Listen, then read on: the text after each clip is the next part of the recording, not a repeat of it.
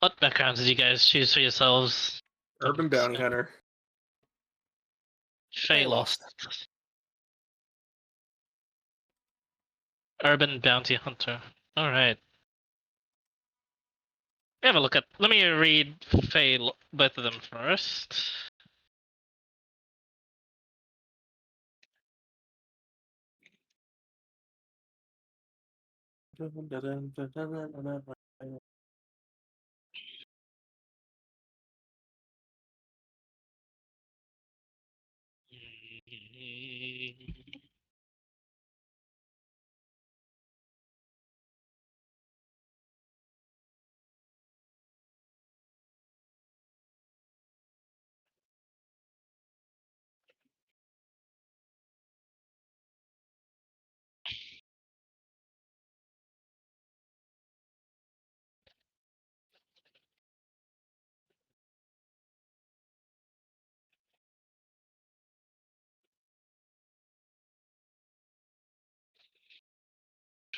Alright, good to know. Fey Lost.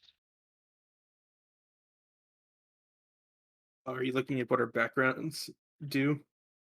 Yep, so I can combine you guys onto something, because I want to, since you guys wanted to work together for whatever reason, and start off together for session 0, I'm gonna decide where you guys end up actually meeting first, and that'll be the first bit of your background. We'll do 3 sort of like main events of your background. However, since you guys are like together, we'll do it we might as well just do it together, the two of you um witnessing the 3 events of your background.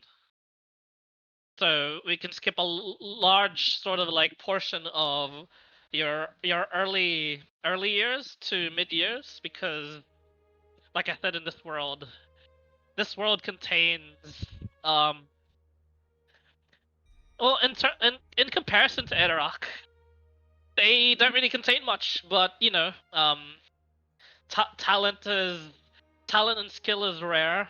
People work hard, but they can only achieve so much in this world, and magic even more so rare and sought after. Tell me, Jack Tanner, when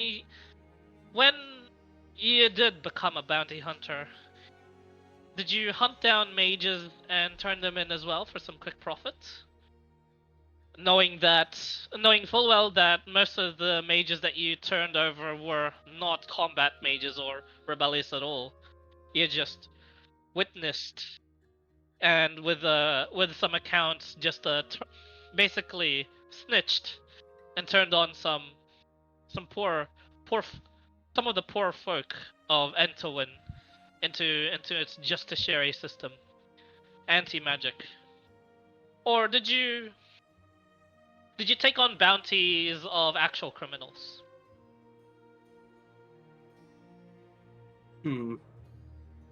Whatever paid the bills. Cool. It was it's easy enough, honestly, and the less work you have to do, the better for your life. And in this world, money is power, and you quickly got power because you quickly got money. So, you know, sure, you broke up some families and sent some wives and husbands down into dungeons forever, never to be seen again by their families. But hey, if it got you the money, so be it. It Jack got me Tanner, the money, but it lost me my arm. That's my arm and my eye. Alright, you start off with an extra 250 gold. Oh, fuck yeah. Right. Oh, Jesus. Chunker, you would have lived your life in the Fae, yes, but you have no idea what the Fae is. You just thought it was some sort of, you call it the other place. The Fae itself the people of this world have no knowledge, next to no knowledge of what the Fae is. They know of it. It's a different name here. It's a legendary and mythical term. It is they call it the other side. Basically, there's been multiple sort of depictions of the other side. Hence why there's been wars fought over the various religions.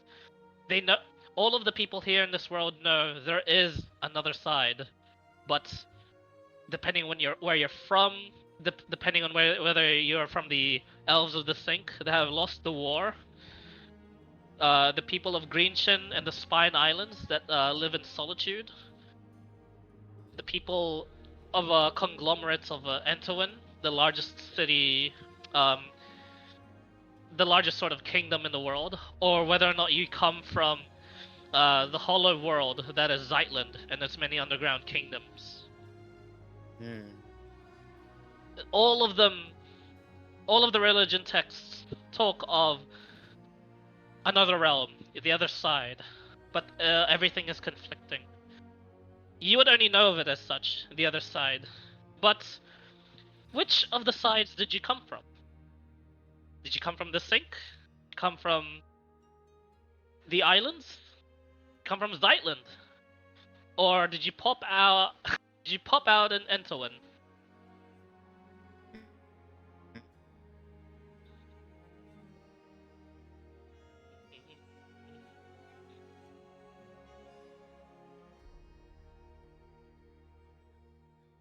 Being a bronze dragon, I don't think it would be far-fetched that Zaitlin might be Yep. where he's from. Not a problem. Yeah. You, in order to meet with Jack Tanner and really go about and flourish and hone your skills as a barbarian and make a name for yourself and also some money. What caused you to move out of Zeitland?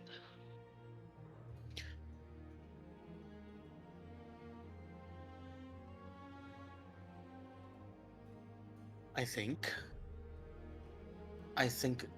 Chunker spent so much time in the Feylost that when spent so much time on the other side that when he came back to this side, he's been wanting to find the mystical legendary magic that the other side had on this side instead. If he can't find it, he'll try and make it. Cool. And that's awesome. Your travels would have led you towards the Sink. And that's Okay. Yeah, you guys better start writing this stuff down for at least the early bits of your backstory. You can make up any sort of like missing gaps as you wish, but for now, Jack Tanner, you would have done most of your work and gold getting, gold letting over in Entowin. Easy money. So much people in Entowin to just accuse. Hey, he's a mage. Some of them not even mages. They were just like beginning level actual straight magicians. And then they quickly realized probably if they tack on the word magic onto their street performances, it's probably not the best idea. That quickly fell out of fashion because of a certain bounty hunter that just kept turning them in. All across Zeitland towards the Spine Islands, people would know of the Bronze Warrior. Chunker made a name for himself, well, basically staving off a lot of like the dangers that the Spine Islands would encompass. A lot of the villages there are isolated. They lack the warriors, and they always are either nomadic villages that tend to move around, or when they do come together, they'll eventually get overwhelmed by the either forces of nature, hunger or drought, or just the monsters that roam around there. You've come across a place called the Red Estate, Chunker, and there was a lady who gave you patronage and also her blessing to go about and help all the people in the Spine Islands. Of course, that's just assuming Chunker did have a good heart. You did agree to her with whatever reason drives you, but when you went around, did you actually go around and help these villages?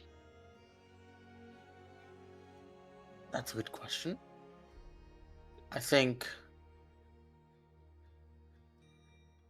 I think Chunker knew his limits, and I think before every attempt to help, he would provide a disclaimer that despite his capabilities, he is limited uh, in his skills and abilities. But I think he would try to help. I think he would attempt to help. If not anything, I think it's to if not anything, I think it's to pay back a favor. I think an eye for an eye seems to be a fair trade.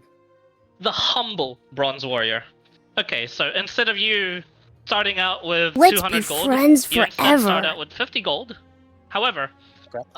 the gold was used in supplies and making sure you actually give the money for these people to go in and trade, and you had the idea to actually get along like a string of villages, have them follow you, and eventually give them enough money to start up their own larger conglomerate of a village in the Spine Islands. Right. They name the village X. What? I'll give it to you, Basic. Do they name the village after you? What would your The character inspire Chunker them? Village. Would you No. inspire them? I have a name. So Would you? Yeah. spending a lot of time from the other side, right? Spent a lot of time Yes. there, and from his time there, he's acquired upon himself and most of his equipment as well a faint scent of sweet honey, and it's almost instantly recognizable when Chunker's in the area and people have met him before. They will recognize him from the scent alone. And to allies, of course, it's good news. To his enemies, well, honey means death. But this village, I think one of the younger citizens of this new upcoming village, I think, shouted out, "How about Honeysuckle Village?" Honeysuckle Village. Promptly named. Honeysuckle Village. Hey, let me make it bigger. 22.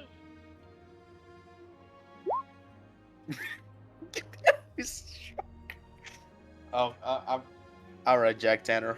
Let's hold up with the food analogies. All right, bro. We got it.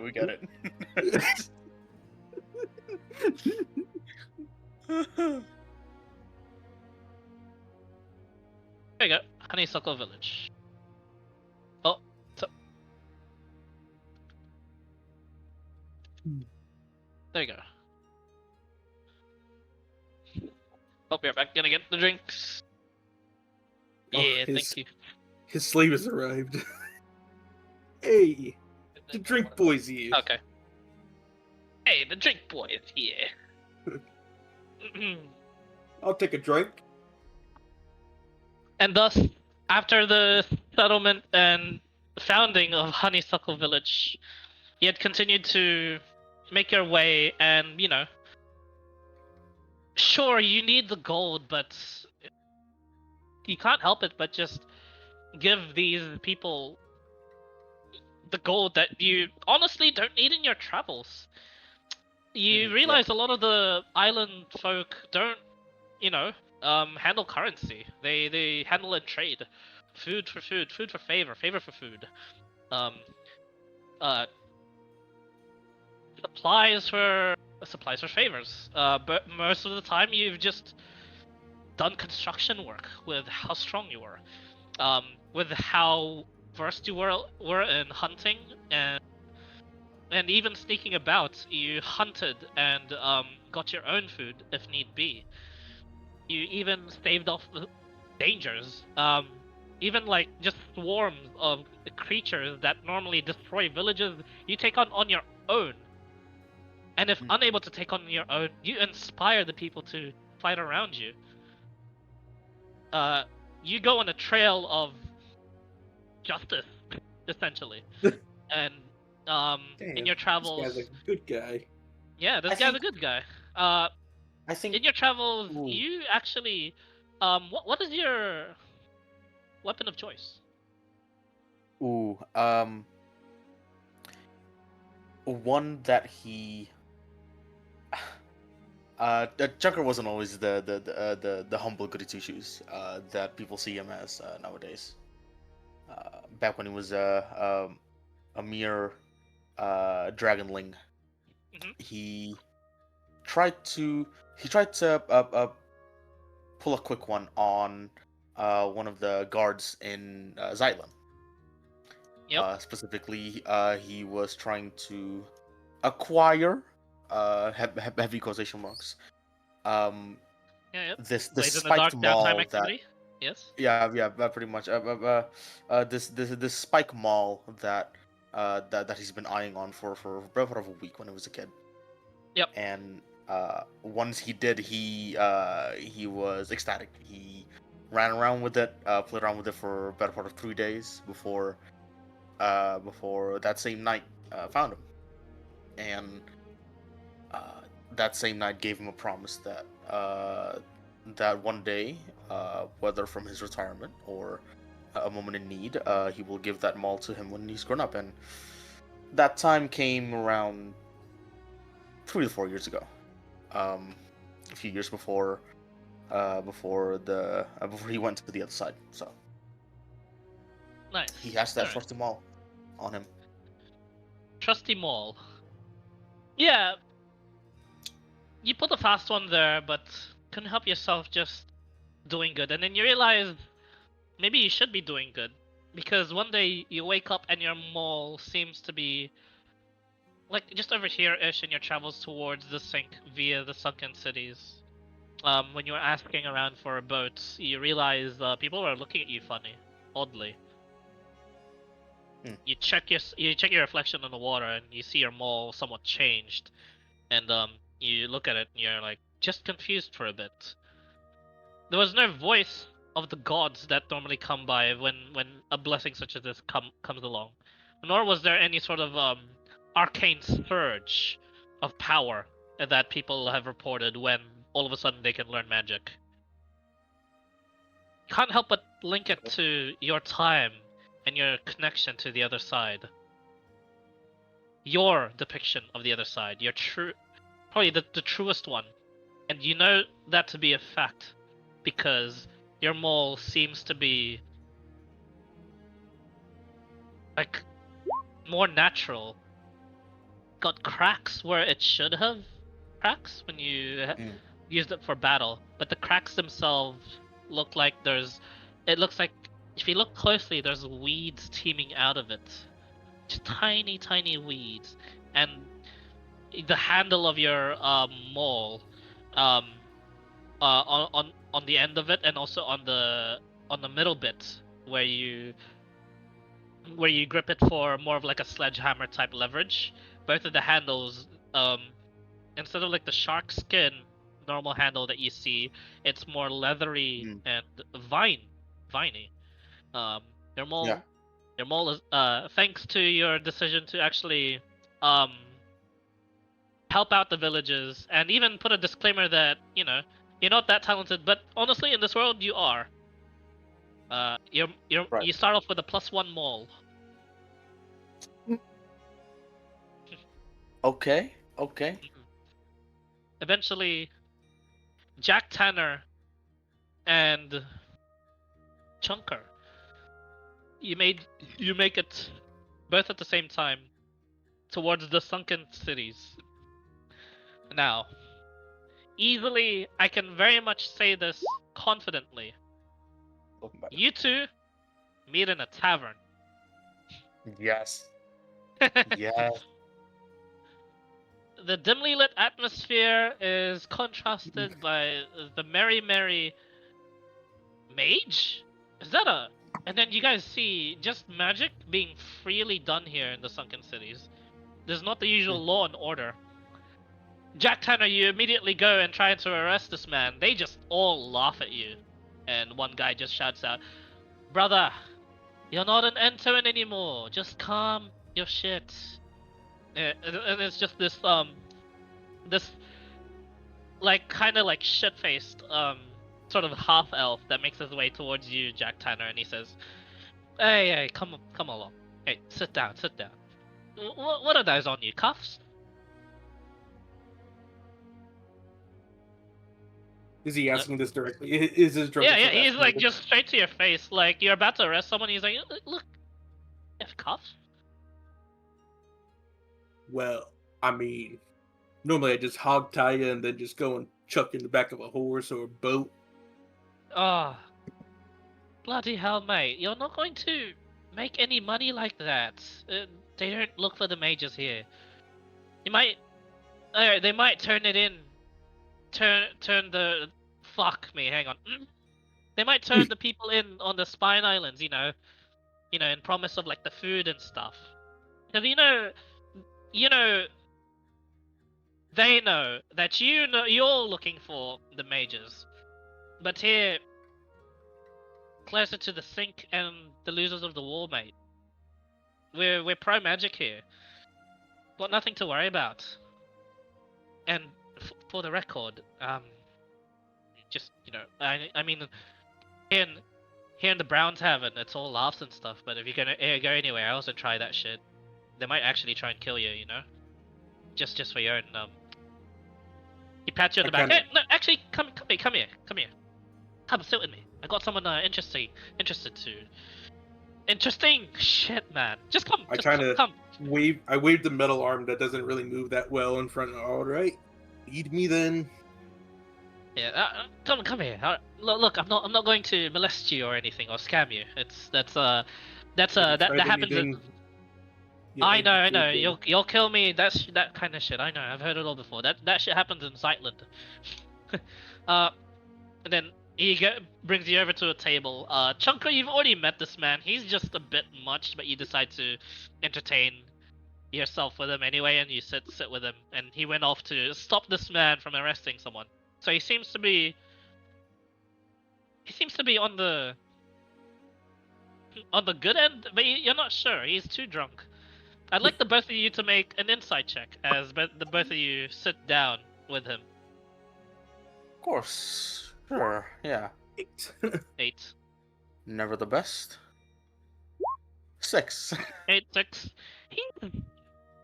He's great. He's honestly. too drunk to figure out. He's too drunk to figure out. He's also just too drunk to try and figure you guys out. And he goes, I didn't catch your name, friend. Do you, Bingus? Name's Jack Tanner. Jack Tanner. Fucking nice accent, actually. I like it a lot. He's rubbing his eyes.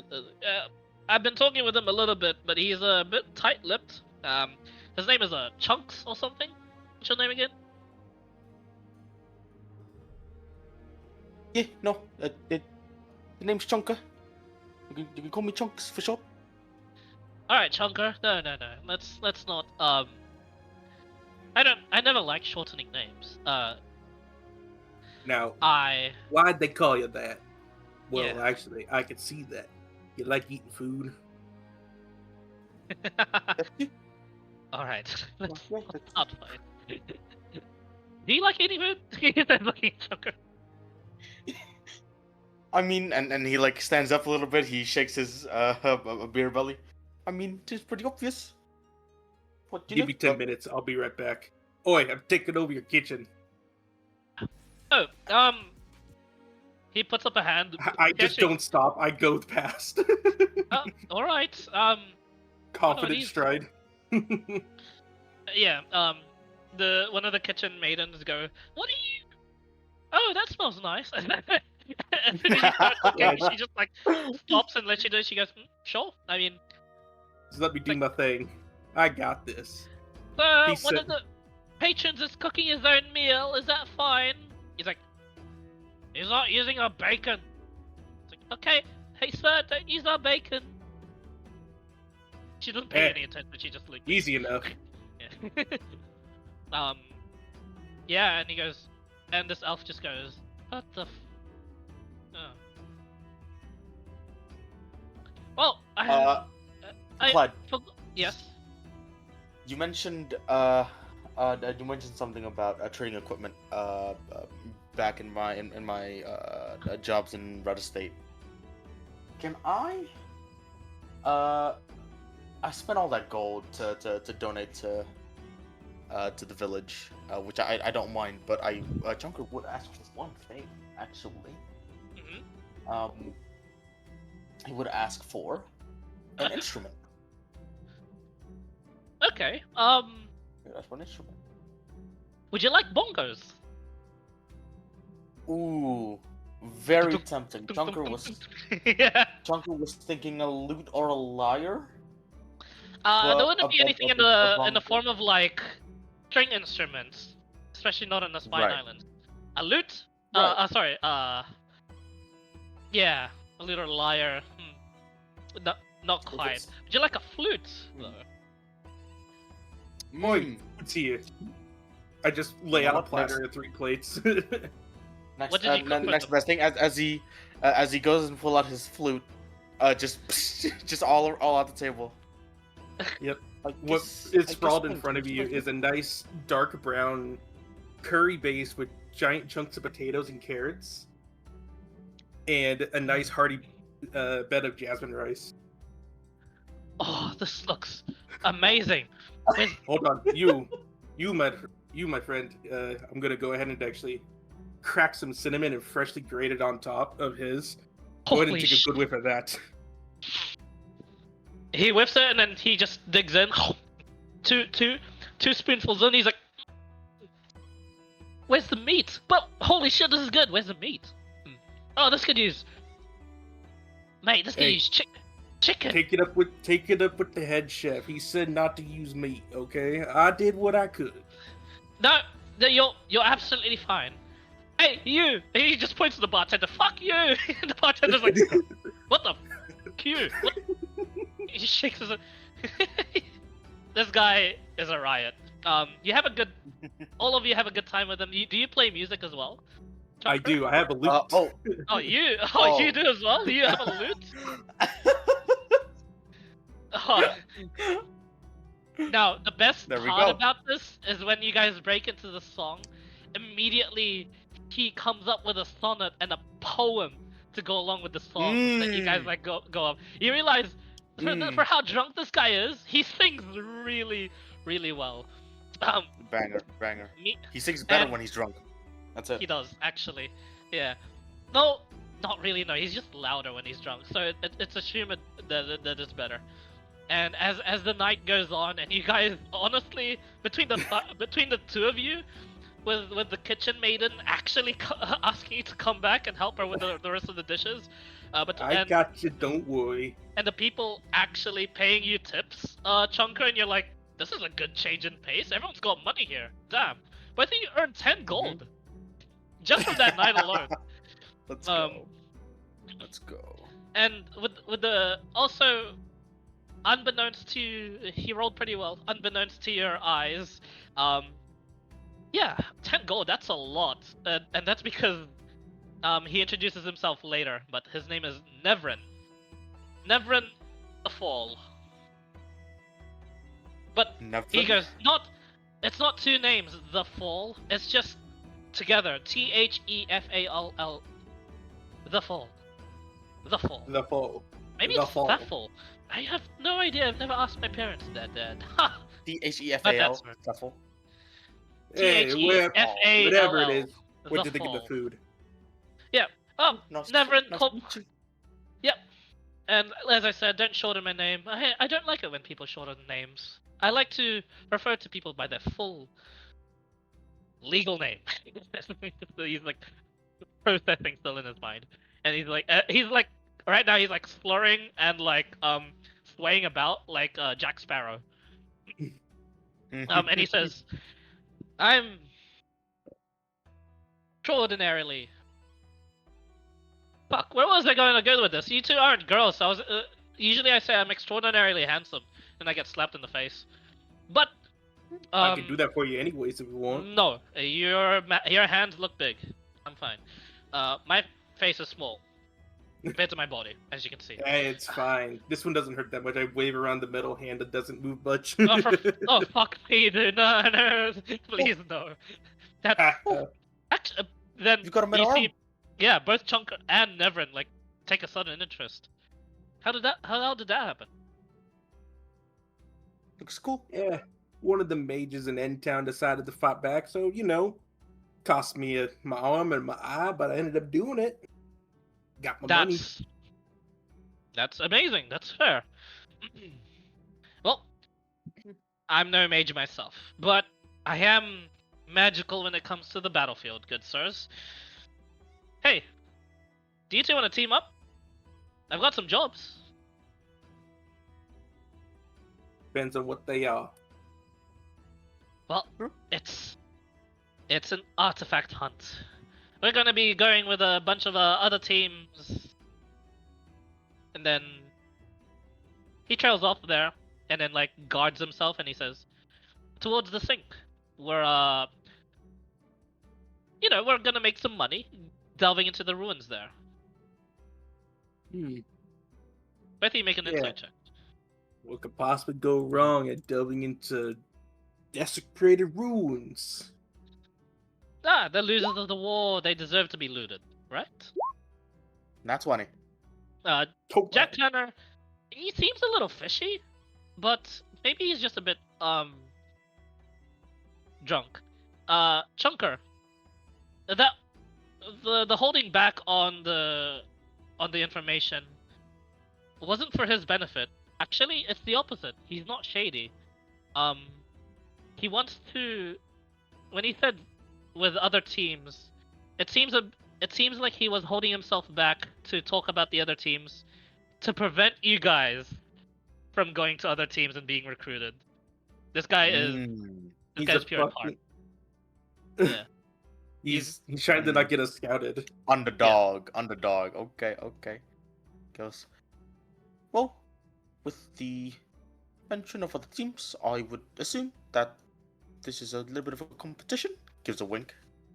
I mean, yeah, but hey, look, none of them are as boisterous and as funny as the team that we have right now, right? Right? I think we can synergize very well. I think so. How much is in it for me? Actually, that's where I was going to. We'll register with the guilds here, take a job. When we come back with the job, you two can split the money between yourselves. I kind of just want more of the treasure in the ruins if possible. But let's say, for example, we loot like 3 items. I still want it's still going to be distributed evenly between us. So you have item number 1 points to Jack. You have item number 2, he points to Chunker, and then I'll have the last item if there ends up only just being 3 items. But let's say there's 4 items. I'd like 2 of the items, and then you two will have the 1 and the gold when the job is complete. I know it's a bit of a risk from me because we can definitely just cut the trip short if you guys are injured by any means, and then we'll only have like 2 items to split between the 2 of you, and then the gold will be split between you, and then I'll have nothing. But I'm willing to take that gamble. I know it's a weird ask. If you have any questions, feel free to ask me. I know this is... He's beginning to sober up now. Yeah, I have a question. What's your preferred version of betting, heads or tails, as they pull out a gold coin? Tails. I'm more of an ass guy. 2 is tails. Heads. So what's that mean? Well, that means you gotta sweeten the deal a bit more for me.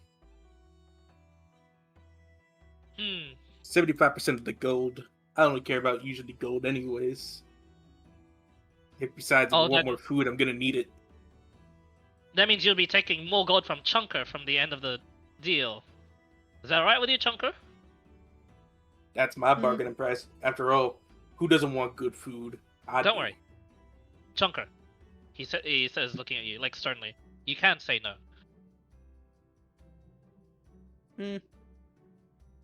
If you do, I've got another plan. I think that deal is up to a little bit more negotiation with more factors.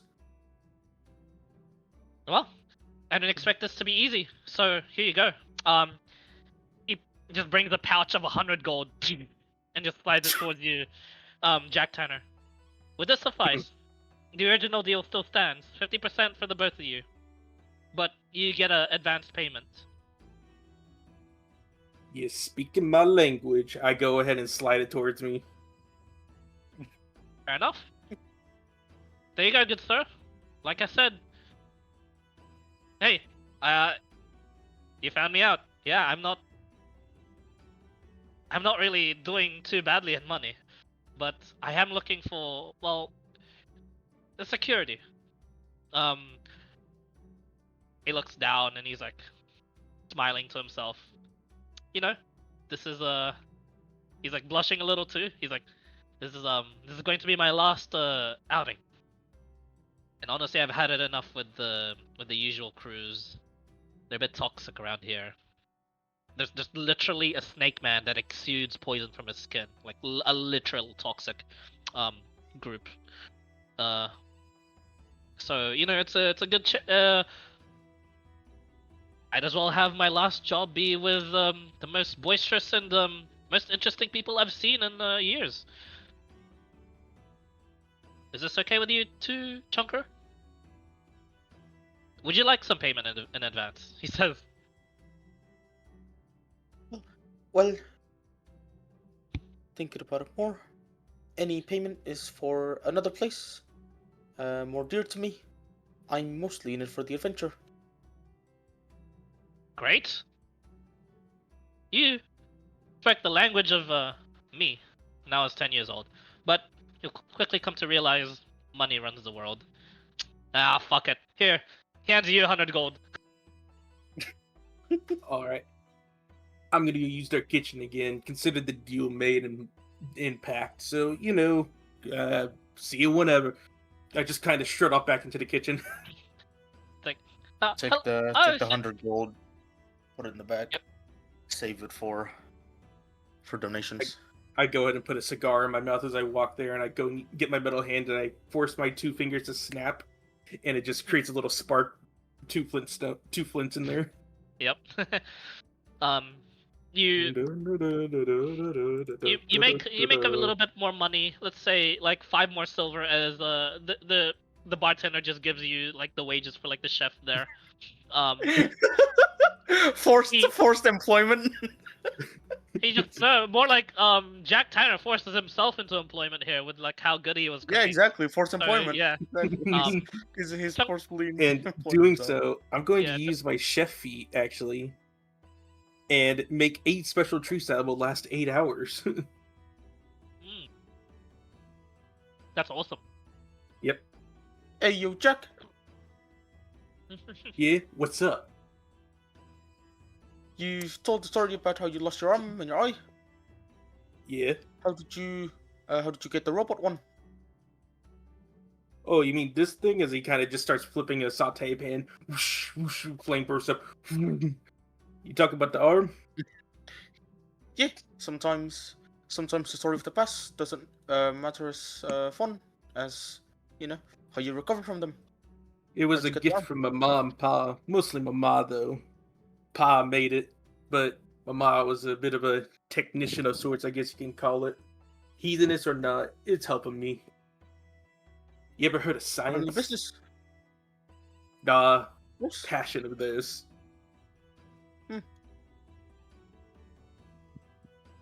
Well, Nice. surely she's got some hand in your hand making. Absolute sweetheart she is. I love her to death. Pa, who knows where he is nowadays? He did the same thing that he wants to do, just go out and adventure. Lo and behold, here I am now doing the exact same thing, just a bit later in my life. But I'm a good ass cook. As I say that, I'm going to go ahead and toss him the fucking treat bags. It's just a sack, and it's just onigiri in it from the jasmine rice. It's just onigiri. Yes, Yeah, but it's like bro. superfoods onigiri. Yeah. Yeah. Yeah, it's Heroes Feast onigiri. Yeah. That's awesome. Oh No, shit. Nevern We have to. appreciates that as well, and basically waits for you to like reconvene once more. Um, y- uh, the I cycle has tossed been him a I simple. I tossed him a pack of it too. Yeah, he's like, this is amazing. I'm just gonna take these to the kids for them to eat. Great. Oh, if that's the case. Yeah, I toss him the rest. He can have the other 7. Oh no! What the? What? Oh! It's like, you just swiped all the rice from the kitchen, didn't you? Wait till the soul. Shh, Alright. don't tell him. Yeah. Don't worry, I left him little Like- prize. I hid 35 gold in the kitchen somewhere. Yeah. Ren, you're so fucking loud. I heard that. The kitchen maiden says, like, to the back. I'm still cleaning over here, and I realize the rice is gone. just so the front row, you stole rice from the kitchen, didn't you? I won't tell a soul. Yeah, As I yeah. just walked out waving my little Yeah, hand. Nevern is loud as fuck.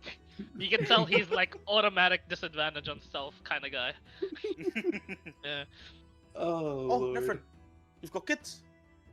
Ah, That's nice. I got 2. A loving wife. That's why, this will be the last, the last bout. I'm gonna need a run. I Not bad. need It's to retire. efficient. Need to So yeah, take care of them. The money, like I said, the money's good, but when shit really goes down, I better be able to protect my family, right? man after my own heart. Gotta protect Yeah. the ones you love. And free food. He says, smiling as he walks out. Hell yeah. Careful about that. Not Those- exactly free, but yes. Yeah, careful about those little treats of yours that give you quite a kick. Make sure you don't Ah. eat it with your wife, or else you might end up having another kid later. He jogs back home. The most slow turn to an eyebrow raise a dragonborn can do to Tanner from Chunker. What? It just invigorates somebody. There ain't nothing in there. It's just good Yep. food. If So, you've got some of that for combat, I'll happily take it. Cause Just let me go ahead and make some. Just get me prepared when we go and rest in for the night. I got you. thumbs up. Just give me the food, give me the ingredients. I got everything prepared. awesome. As the night finishes with that, I'll give you guys 2 minutes to write all of that down, but the bullet point would be bonds. Nevern the Fall.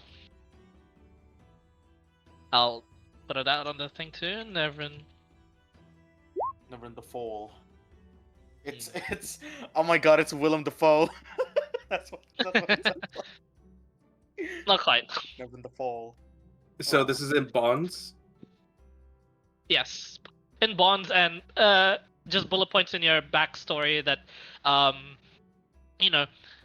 you first met Chunker in the Sunken Cities with Nevrin. I mean, yeah, there's a negative portion of your backstory that you can put in as well, like of your stuff. But like this is now beginning, like how you two met, and how your level 2 journey was going, because at this point both of you would have been level 2 already. This is just Right. building up on it, because in session 1 I plan to, if you guys do it well, plan to level you guys up straight away. And it would only make sense for you guys to have already done so much together as level 2. But yeah. Within the following week, you guys you'd have no choice but to spend a couple weeks in the Sunken Cities, mainly to either recuperate some of your lost funds. But, even though Nevrin got your back on that department, both of you would find work relatively easily. There's a lot of sea creatures that need to be repelling in the Sunken Cities. There's also just menial tasks and labor that need to be doing in the Sunken Cities as well. Because there's one bit of the city that's literally sunken. And there's a lot of like sea folk that live there. Right. So there is an interesting bout. There's an underwater episode somewhere in there. But ultimately, there is time, and and one of the days you guys would have been invited over to Neverin's estate. He's got an estate. Uh, it's a relatively nice, like, large townhouse with its own backyard. And it's in a part of the city that's not sinking. It's great. Um, the neighborhood around him is like lots of like hovels and hostels still though. So he isn't the only like good house in the neighborhood. But you realize neighbors don't look at him don't covet him with envy. The neighbors don't like wish they had what he had. They're all so friendly to Neverin and his family. And you see Neverin take time out of his busy day to actually just like say hello, strike up a conversation with the people around him, help out the elderly around. This guy, he seems, the more you see him, the more you realize he's a hero around these parts. And you now see him in his adventuring, readily adventuring gear. You realize, oh, you didn't get a glance of it because of how drunk he usually is when you meet him. This guy is strong. He's got a crossbow ready on his back, a light crossbow ready on his back. He's got 2 scimitars next to him, and what looks to be just a belt of like tools, and what looks to be gunpowder, sort of like bombs, ready for him to use and whatnot. You see, as he embraces his lovely wife, just a beautiful brunette, and as well as like his kids that seem to be wishing him well, as you two sort of like wait by the city ports. The exits out of the sunken cities are always ports, because how else are you gonna get there? He says his goodbyes. You've met them, the family, and Anna the wife, and the 2 twin boys, Will and William. Sadly. Yep. Will and William. He's got terrible and comedic naming sense, and it looks like the wife had no part in it, but she loves him too much for it. Yep. William the Fall. Okay. Yep. Will and William. Yes. It's there. William Dafoe. William Dafoe. God damn it. God damn it. As he says goodbye to them, he struts up to the 2 of you and he says, "Now, I may be made out of money, but I actually don't have a boat, so let's go charter us a course to the sink." He says, "Why not? I've already been paid, might as well." I mean, let's face it. Now, real estate, that's asset that appreciates. Now, if you have vehicles, and he gets into his usual spiel about retiring and whatnot. I actually joined him in on this because I. Yeah, he starts explaining like boats are going to depreciate, to depreciate in value. Yeah. Yeah, we're gonna join in for sure. I gotta get the money after all. I gotta help my mom and pa finally get what they want in life. You got me this arm. You're I'm actually gonna get into retirement. Yeah, and you said yourself, and he says, looking to Chunker, you said the money is not meant for you. You're funding something else, someone else, right? I've gotten lucky with the Red Estate. The owner offered me some residence, and I offered to help with the rest. I managed to group up some community. They made their own conglomerate village called Honeysuckle. You should visit sometimes. Really nice. And lovely, the name is true. It has a faint smell of honey. Me too, actually. If you notice some honey when you're around me, it's because it's me. So. Oh, I thought it was the mead. No. I didn't prepare anything. All right. No. Then, all right, boys. I assume I'm older than the both of you. I don't know. How old are you? I'm 90. I'm an half elf. So I don't know Yeah, how that I would am. do it. I know I look 30. I'm very handsome. He doesn't look 30. But you know, He looks 19. No, okay, kidding. ha. But yes, well, let me give you some pieces of advice for, well, I think honestly this run is going to make you guys rich enough to retire as well. Don't quote me on that, of course. But when you're making do and getting all this money, make sure you look after yourself first, because you're not able to come back home if or do anything. You're not going to get anything done if your entire prerogative, your aim, is going to be about other people. Don't lose sight of yourself. First and foremost, yourself. Got it, boys? He says. Way ahead of you. He nods, satisfied, and then he goes, "All right, let's chart ourselves up. Look, hey, Baza!" And he just goes there, fucking gets his usual, like he knows everyone here. He's gonna charter you some. Yeah, he's gonna get you guys some Hey, ship. Bassa, what's up? And eventually you hear when the time actually comes to set sail, you realize that his wife and kids were actually there the entire time, just waving and waiting for him, and you see him just smile, and then all of a sudden Scrummage just go to his pack, pull out a piece of parchment. He quickly, deftly makes the fastest paper airplane you've ever seen. And before he made that, he would have written something, and he just flies it. You watch as the twins actually get creative, and one twin picks up the other, and they catch it by being tall enough. And they're like, and he's like, "That's my boys. I didn't teach them that. What the fuck, man?" He just shakes his head. It's these days they're getting creative. They are, aren't they? I really did not teach them.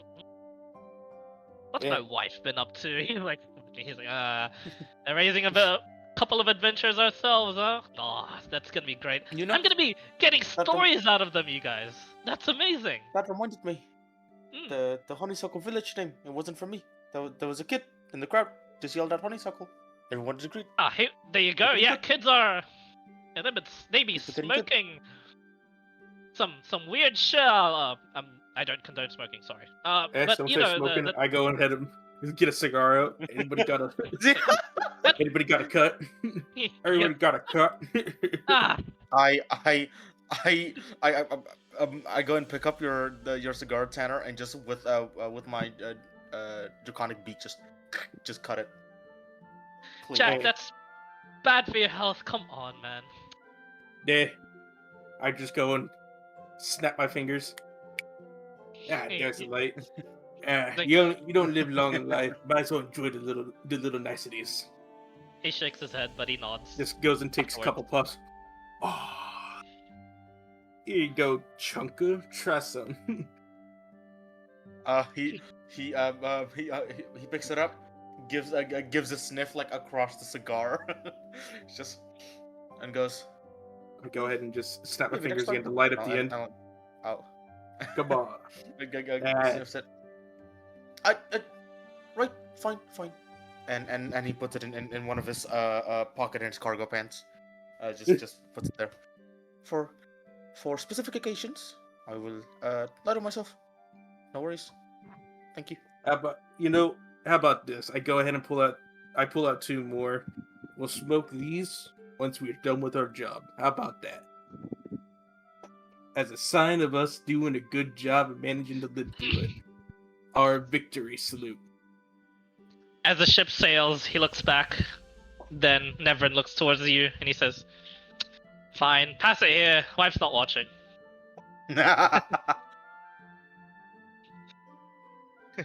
Takes a half. I'll It's been decades. Just pass it back. But that's good, I think.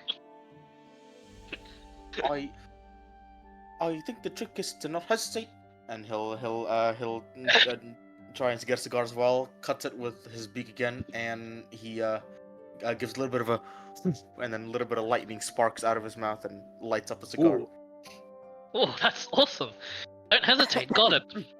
That's actually always been a weakness of mine. Just take it slow, you know. Relax, as it is. It's a Alright. relaxing tool. Where's the so. kitchen on this boat? And end scene. As you quickly figure out there's no kitchen on the boat, eventually you guys make your way from the sunken cities towards the sink, and it would be an arduous journey. You quickly find out that Nevrin is actually very accomplished. You've not seen talent of his ever anywhere. It's quite rare. Cough, level 4. Cough. He's although he does quite a bit of the work when it comes to combat. You guys make up for it with your skills that you've like just developed over your time doing what it is you're good at doing. You have very good investigative skills that you've actually quickly figured out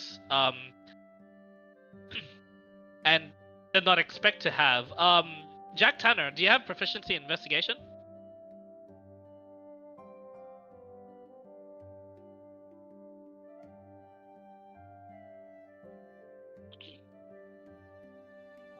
No, I don't. You do now. Put a yes into that. Oh. Nice. And Chunker, do you have proficiency in survival? I do actually. Well, that's expertise now. Yes, Because sir. you guys would have developed this and needed to, because Nevrin himself, he's getting up in his years, or I mean not really, but you can see he's excellent with his combat skills, but he gets tired very, very easily. And to make up for the shortcomings, you know, you have to, you're supplying yourselves with the best quality cooking and food that you're able to, or at least if not the best, you're able to just like sanitize and just clear the usually dangerous food that you'd find around the sink.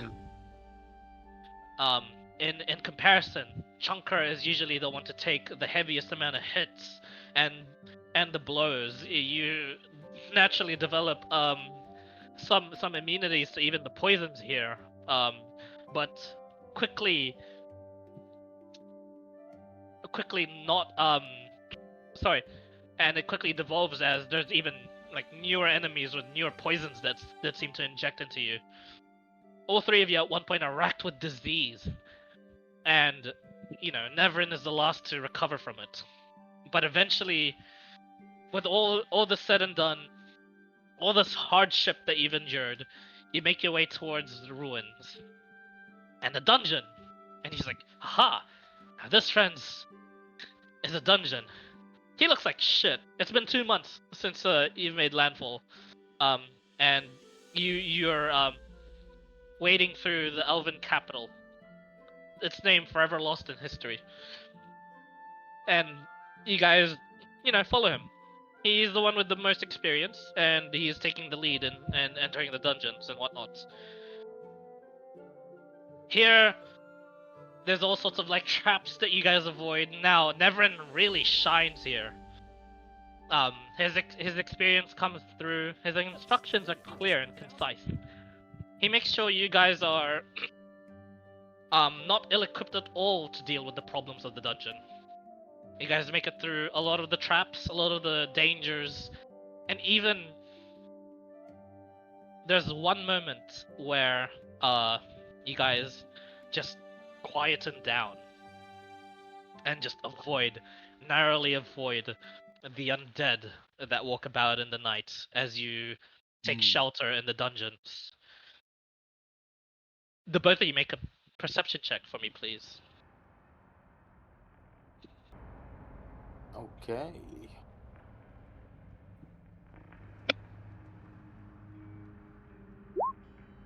Thirteen.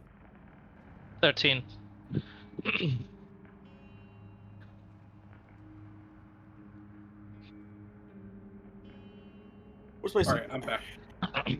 There he is. Oh, did you hear all of what I was saying so far? Some of it that adventures and such. Yep. This place is a utter shithole. Yep. Perception check, by the way. 12. 12. Good enough. Both of you can see it, even in the dim lights. Are any of you proficient in history at all? I am not.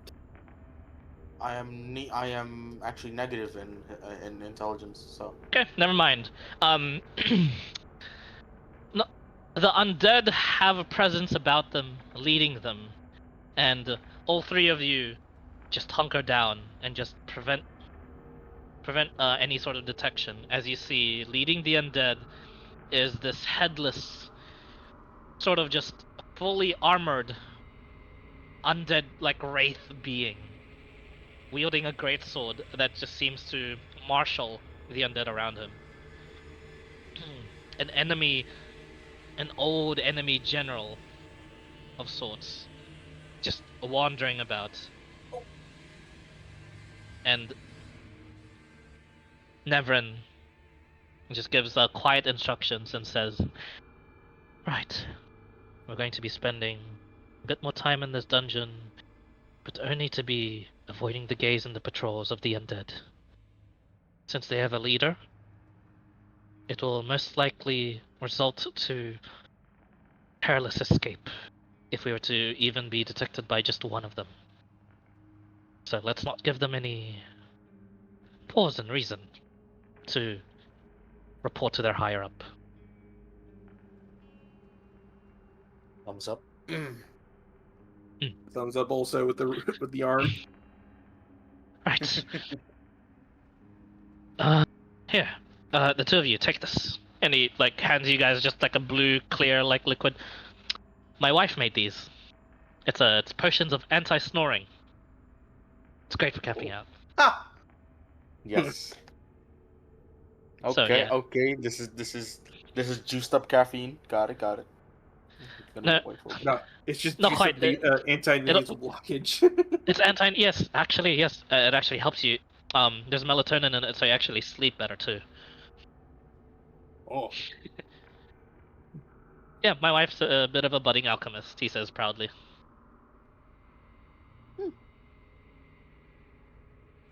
You know, when those is over, you need to go over and my mom and her wife might like each other. Oh, let's all visit each other's places. When Yeah, all I this is might move to the sunken cities. not for real. Why not? Entour's Yeah. kind of a shithole. It Sure, it's easy to actually is, get money yes. there, but like, I don't think You're- I like losing limbs. You're rubbing shoulders with Fellas. pigs. Yeah. Yes. Oh, right. Let's sleep. talk. Let's sleep. Yeah, let's talk. Yeah, later. I know. Sorry. I know. I was getting a bit loud. Sorry. Thank you, Chunker. Oh. Thank you.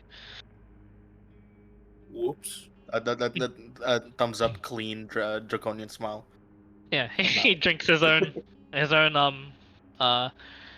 anti-snore potion, and immediately he's like, oh, let's have a pillow. Chucks a pillow to you guys. Gets his own. He doesn't even need a bedroll. He just has a pillow and just sleeps on the ground.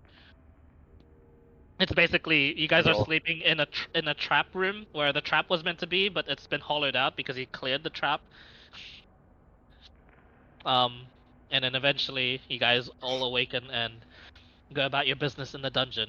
And with his instructions and with the expertise you guys have developed over the months just being with them, eventually you guys make it to the final room, the vault essentially, and it is just there. You realize this was not going to have been an easy task, even impossible if not for Nevrin and the sneaking around and just taking your time. There was a large amount of undead, but none here in the vaults. And you guys look around and you see lots and lots of gold just splayed out. Definitely too much to carry, but as if fate itself were to smile, even laugh at your general direction. There is indeed 4 artifacts for you guys to take. Mm. And so there you see what looks to be bracers. Golden sheened bracers that seem to um emanate magic just by proximity. There are also what looks to be um a scroll of sorts, a magical scroll. Um, that it's scrolls are already in this world just like a lost art form, and any scroll is just treasure there. Although Okay. magic is outlawed, scrolls surprisingly are not. Um, Even though it contains magic, it's, Like, it's a one use sort of is it? like just artifact for you guys to either sell or use yourself. It's like U.S. firearm regulation. Pretty much. Um, there's also a gleaming greatsword. The handle gilded in platinum. And last but not least, there is there's a gauntlet. And it's oddly enough, it's a shined and very very like pristine looking bronze gauntlet. A singular gauntlet. It is just a singular gauntlet, yes. Oh my god, it's Thanos when you need him. Yeah. Snaps fingers. Ah! Yeah. Snaps fingers. Oh wait, wrong hand. Proceeds to produce a flame. So, what we do about this? Hey, like I said before, you guys have first dibs, and the I'll take the remaining 2. Have at it. How do we know what they do? I don't know what they do either. He's so excited, by the way.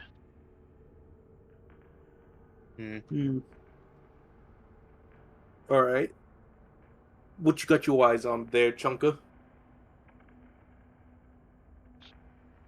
Well, I'm being honest, either the scroll or the gauntlet looks pretty nice.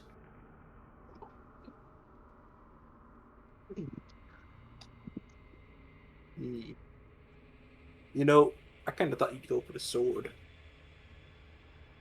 No, I have a personal history with this weapon of mine, so I'll stick with it until it gets better somehow. Viney, I leather go ahead grips, everything. Fair enough. As I go ahead and say that, I just go ahead and grab the gauntlet. Yeah, you grab the gauntlet. Nice. Why not? I only got one hand. I might as well go into good hand. You put it on right away? Is it right or left gauntlet? sure. Is it right or left gauntlet? Yeah, you put it on right away. You feel that like you need to attune to it, but let's say in this sort of a special time, you immediately attune to it. It is a gauntlet of ogre strength. You can set your strength to 19. Oh! Oh my lord! Yeah. A gauntlet of ogre that's strength. awesome. Yeah. Chunker, I think, seeing the gauntlet taken away, he's not upset about it, but that scroll, that magic, if anything can replicate what he's seen on the other side, that would be it. So he'd take that. Okay. You also are fed immediately with the knowledge that the scroll has. This is a powerful scroll. Roll the 100 for me. Ooh. It's a powerful scroll. Rolls a 1. You get a bone chill cantrip. Oh, imagine! It's a powerful scroll. Mad. Rolls a 1. Never mind. It is not a powerful scroll. it's minor It's illusions. Okay. God bless. 12. Ooh. Okay. 12? That's probably magic missile. Don't worry. The D100. It's a powerful scroll. You're rolling for just the spell itself. You're not actually rolling for the power of the spell. juiced up magic missile. It's a level 8 magic missile. Holy shit. You know of this to be probably an ancient ritual used to hold even the strongest of creatures at bay for an hour. This is a spell. This is a scroll of Force Cage. Oh, Force Cage. Yup. You got a Force Cage? Holy shit! Dude. Whoa! I got 1 hour to ring with And you. yeah. Let's go. And Nevern takes the great sword, gives it a few swings, And the bracer. and what was the remaining one for him again? It was the bracers. The bracers. The bracers. Yeah, he puts them on, and immediately you watch as he just like opens his hands, closes his hands. You watch as immediately he just quick, like as a video game character would, just quick switches from the greatsword to the crossbow. Mmm. Okay. Amazing. He Got quickly lots just of bracers of explains. free action. No, Oh, weird. he's got bracers of dexterity. His dexterity Ooh. is set to 19. Jesus. Okay. And the greatsword, you see him go. I'm glad we've got this greatsword on our side. If ever we're in a pinch, we can actually deal some damage to these undead. You watch as he says an elven word. Tes in Vala. Radiance that emits from the greatsword. Parabellum. Parabellum. He's got a great sword of he's basically got a great sort of 1d6 radiant damage. Ooh. Yes. Oh, he's got the divine Paladin's favor. blade. Yeah, he's got a divine Does. favor greatsword, but it requires no concentration. Damn. And he goes, yeah, I guess this is enough for me to guarantee my own strength to be. Honestly, we can move anywhere in the world. Probably not here, and I'll be able to protect my family. And you see, lads, all right. Hey, what are we doing? Let's get our backpacks and shovel all the gold that we can, right? He starts like shoving gold into. Just, I get my magnetic arm and Junker just will stick go- it in and pull it out and just whoosh. Junker Okay, will go whatever, around how the other however side of how the much pile. strength you have, whatever strength score you have, Ogre strength, baby. yep, Oh, yeah, you're multiply right. that by 10. No, multiply that by 20. That's how much gold you can shove into your backpack and carry safely. Ooh, lovely. My strength, the score itself, by 20. Yes. So 19 times 20 for you now. Let me. Yeah, double check my Nevrin is number. also I quite can- strong, not so math. he's 380 gold, baby. Give me this Yep. shit. 320 gold, baby. Let's go. Yep. Nevrin also gets himself 320 gold. Yeah. Same. Chunker and Nevrin are the same strength. Look at that. 725 gold now. Huzzah. And he go as that's the let's just say that's the volume. I know you guys can carry a lot more, but that's the volume that your backpack is willing to get without Hold. like without like really encumbering you and without like taking a lot of your necessities away from you as well. As you guys get that much gold and immediately make your retreat, all of a sudden you feel a chill down your spines, and you hear in the distance just stone slabs crash into each other. Fuck, he says. That What's might have been our that? exit. Oh. No. Keep an optimistic view. Let's go to it and see if it actually is. And takes you guys like just 3 days. He has plenty of rations between you. So you take your time still, not to be detected by the undead at all. And he looks at the entrance and he goes, "Yep." As you guys arrive there, it is closed. Shit. How close is it? Definitely closed shut. But he looks at your gauntlet, looks to himself, Like, looks at Chunker. how was it closed? Is it like sideways closed or downward closed? Sideways closed. All right. Actually, no, it would be downwards. Now- Sorry. Yeah, sorry, from the top to the Chunker. bottom. With these two gauntlets of mine, we could let's try and lift it. Hey, not just Oh. him, not just you two, all three of us. We can do it. Might as well Alright. give it our Alright. all. All Just- right, Uh, everyone. Chunker spits. At this time, spits on when his this palm, happens, friendly, can you roll D100 bits of for me? lightning. Let's do it. From the Come on, OG cameraman. 100. Come on, cameraman. Oh boy. Hey, 57. 7. Oh, The oh average. dear. Oh Pretty no, average. average is also kind of bad because, you know, And now, sadly, the DM has to. 83. Of the D100s to pick, basic. Pick either 12, 57, or 83. I wanted the results. You don't get the results. Just pick you a don't number. get them. Yeah. Low, mid, or high? Ooh. Yep. You know what? 12. You're trying to kill us. 12. Maybe it was fate or destiny that you decided to pick 12. Because the other numbers would have meant you would have been swarmed by the undead.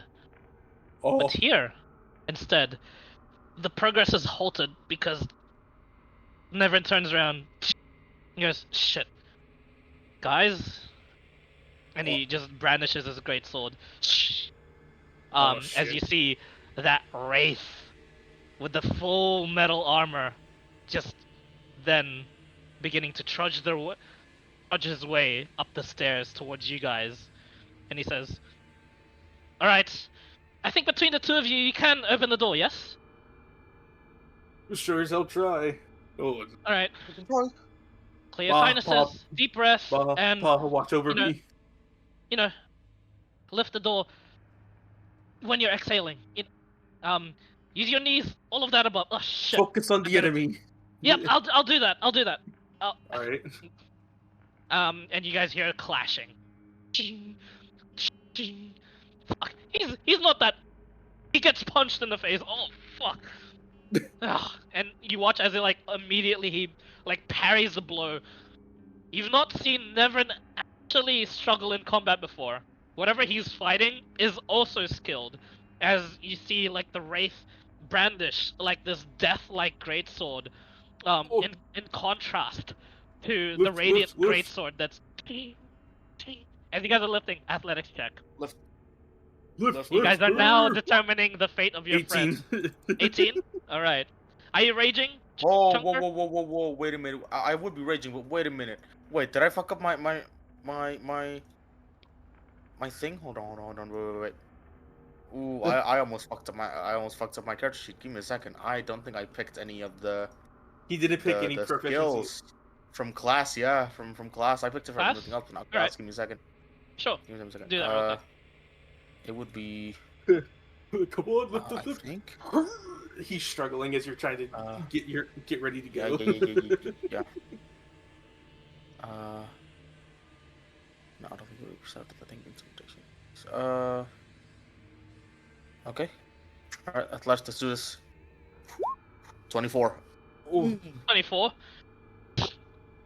As Chunker exhales, hearing Nevin's advice, a little bit of whistle and sparks of lightning just shoots. You guys begin to lift it and realize it's actually lifting a little bit, and then so you have no choice but to let go. Fail.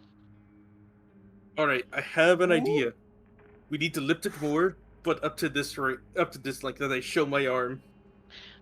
We need to try and brace it. I'm going to try and brace it with this. You guys hear a ugh. Fuck. Actually, this is a better idea. Fix the armor. As it begins to roll down the stairs, and you see Nevin rush up to you guys, and he goes, "Quickly! All right, with me now." He's gonna give Jack advantage. All right, Ooh, nice. let's go. One, Let's go. 2, 3. 3, 2, 1. Yeah. 24. 24. Chunker, Okay. are you Oh, raging? that is some good. I am still raging. I would still be Okay. raging. Alright, Yep. you don't need to expend. You're still like. Oh, Oh, Bingus. shit! What stops Is you it a- guys is all of a sudden Neverin is just shot at the back of his back.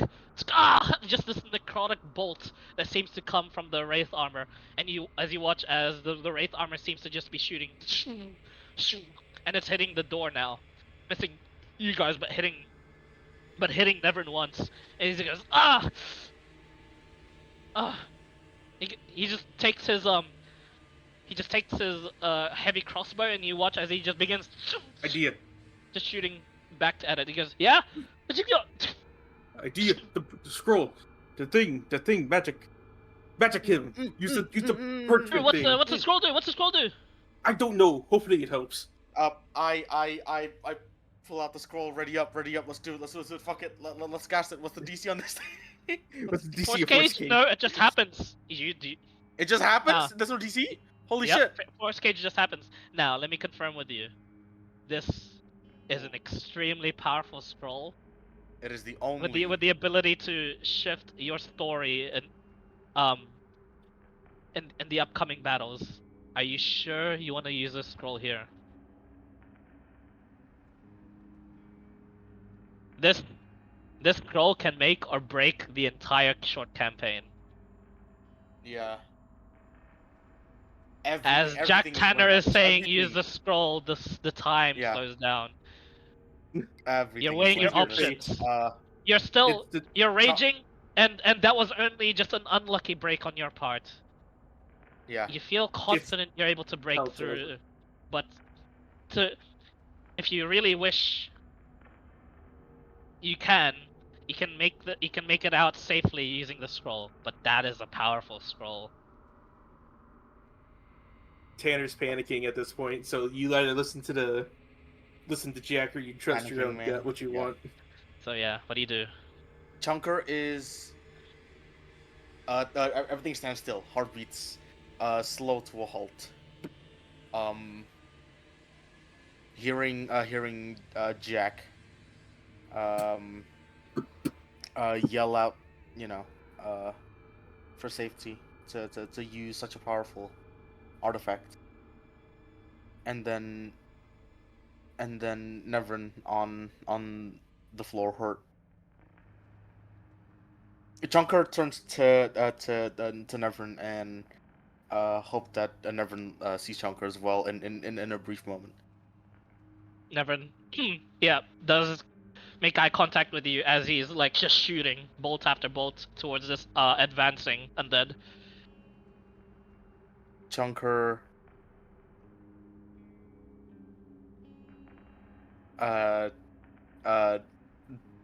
the line that keeps going over and over again in his head is Neverin's advice.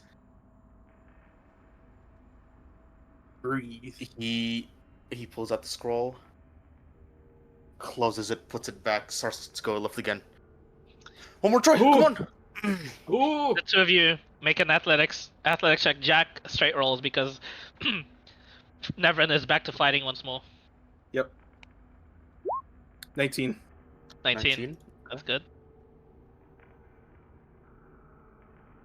I did click roll, didn't I? 17. Chunker. Still, at this point, it's actually becoming easier just due to how much warmed up you guys are. But still, you're not finding purchase. At this point, Neverin is back to just the blade tussle with the Wraith again. And this time, every time he tries to kick him down, this Wraith is ready. This Wraith is advancing on your guys' positions. This is the climax of your story. In the sink. Both of you. Athletics check one more time. And with the adrenaline coursing through you, the two of you make it with advantage.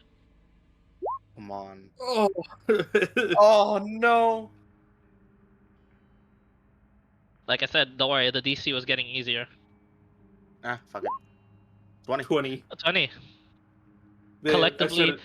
this time, with all your might, your metal arm begins to actually get damaged by the amount of like strain you're putting onto it. Is at least my plan to brace it with my metal arm when it eventually gets high enough. Is it at least high enough to do that for us? It is. Yeah, and both of you just lift it up to the point where both of you can, and then you just brace it, and then it's an immense amount of pain for you to brace it. But both of you are able to crawl through, and as Never you're doing, run. never. Get over here! Yep. Come you guys- on! Don't worry, I'm not sacrificing myself for any of this shit. As Nevin runs, and the moment he gets past a certain threshold, Chunker is going to a breath weapon. Just Breath weapon lightning onto the spew. wraith. Yeah, the wraith covers its headless face for whatever reason. Just As any it does horn so, coming, just and Neverin, distraction. like Indiana Jones, other fucking Apex Legends slides down. Yes, yeah. And Good, is he- you watch as he uses like the momentum of the slide, and he pommels your arm, so it releases the door brace, and but all three of you lie there. Fuck. How's your arm, dude? Hysteric laughter. Hysterical laughter from Chunker. How's your arm? I go and look at it. It's limp. It's fucked. Yeah, it's limp, and like with the his like sliding pommel to your arm, that like sealed the deal. You're not able to use this arm for a while. Ooh. Neverin is heavily hurt from that exchange. He was beginning to lose that fight handily, and the wraith didn't look like he was being damaged at all. But he says, "Ah, man, you should have given me 10 more seconds. Come on, beat Yes, that guy's ass." You wouldn't have survived. Shut Uh, it. You would not have survived that. Just be thankful. I go ahead and try and I try and get up, and I use my broken arm. Like shit. I go wobbly. Use my other one. Yeah, you use your other one. Oh, it's good that you did. Then he goes, ugh. Oh. Right, That's Jack. yeah. Oi, Jack. Oh, He pats both of you on the back and he goes, let's go. And I'm hungry. I want food. I'm hungry Chunker, you say that Chunker pulls out the onigiri travel pack, gives it to the three of us Yep. as we walk away. as you you three are going to take a bite. Jack Tanner, roll a d3 for me. Oh. 3. 3. That's Neverin. Oh Oh. no. No, you're fucking lying. You hear him say, "A job well." As you see now, Immediately pick them up. atop the ruins, there's a whole bunch of skeleton archers that seem to have Oh. loosed their arrows and not Jack, noticing shield! the arrows. Shield! Shielded. Yeah. Yeah, you guys make defensive preparations, but Neverin had already been damaged, and you see him take the Oh, can I? arrow to the Oh, back. can I cover? I was gonna cover Neverin. See, You do cover him, but please. you're also like taking his unconscious body as he is beginning to bleed out. And you guys are in no position to try and stabilize him because you have to run Ooh. for cover. Or do you guys risk it and shield his body to try and stabilize him? What do you guys Oh, do? I am risking it. I am raging and I'm risking it. That's Okay. me, but I don't know about Jack. I don't know Right. about Jack though. As you're doing it, Jack, what do you do? I'll go ahead and put my shield on my back and just proc it. I'm just gonna try and what's his condition looking like? He's at death's door. He's making death saves. No, like, yeah, but like, what is the wound? What is the wound? Oh, it's all sorts of wounds that led up to this, and the arrow wound is the needle that broke the camel's back. I'm going to try and start patching up the ones I have. So like, it's gonna Okay. hurt like a shit ton, but I'm gonna So try and one of you have to do this medicine check, but you can do so with advantage. I have 0 in medicine, or +0 in medicine. How much health do you guys have? I have full health. Full health. Yeah. What I number? have the most Oh, health. 24 max. 24 max. 30. All right, 30 max. Okay. As you're raging, and I assume you're raging as well and taking the hits. Oh yeah, absolutely. Even with the shield, Absolutely. there is 10 of these skeletal archers, and you guys Okay. avoid quite a bit of it. So one of you roll medicine with advantage. Wait, I was. yeah, I was I gonna say I'm gonna forgot. argue survival, but But I also okay. have. I forgot. I have this fighting style, the interception. When you can see when a creature you can see hits a target other than you within 5 feet. Ah, I wouldn't be able to see the skeleton, huh? Yep. Damn. Um, Anyways, alright, 18 though. 18 is not enough to stabilize him, sadly. Alright, he'll roll a death save now. I was. Oh, I'm so tempted to argue survival. Natural I'm one. gonna- That's No. two. No. That's two death fails No. immediately. You see Oh now, shit. Nevern has been so exhausted doing all No, this. no, no, no, no, This no, no, really, no, no, no, no, no, no, no, no. he was trying so hard for this to be his last adventure that it might actually be the case, but in a different sort of a sense. He's been God. doing so much work in the last couple of weeks in the dungeon alone, and it's just catching up to him now. This exhaustion and just loss of life. You begin to hear him exhale his final moments as you two take 11 points of piercing, halved. Reduced. Yeah. To you, and I'll take 5. I think. you take 5 points of piercing. Just some of the arrows that just go through and hit you, Jack. Jack, do you keep trying to stabilize him here? Try it one more time. Here and yeah. Come As you on, do come so, on, come on, make a medicine check. We have on. advantage. come Natural on. 20. Natural 20. Yes! Yes! Yes! Natural 20. You immediately give him 2 successes. As you make sure that breathing and the bandaging is stabilized. You put him in a recovery position. You don't panic at all. You just do all the right steps for first aid, but it might It's all not up be to enough. fate now. It's all up to fate. It's all This fake. d20 will be rolled in 3, 2, 1. He lives. Oh, Yes! Yes! For now. He For lives. now. go. Get him going. We gotta go And now. you guys, you take a negligible amount of damage as you just take him and you make sure you cover him and you retreat Yep. to the tree line. And the skeleton archers do not give chase. Eventually, you guys meet up with the rest of the teams in the meeting spot in order to get ferried back to the sunken cities. And you make it there with as much haste as possible. Nevrin still unconscious, bleeding, but bandaged. Medic! Where's the doctor? We need one. They all and there's Where's the doctor? one of the ship's one of the ship captains just there's oh fuck, look at him. He's so fucked up. Alright, I got it. But it'll be 100 gold. I toss him 100 gold. Alright, here you go. Gives you a healing potion. I'll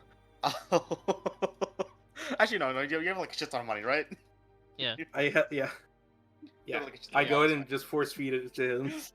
But Yep. it'll be 100. Here you go. Fucking take it. I don't care. As you feed him the healing 4 plus potion. 2.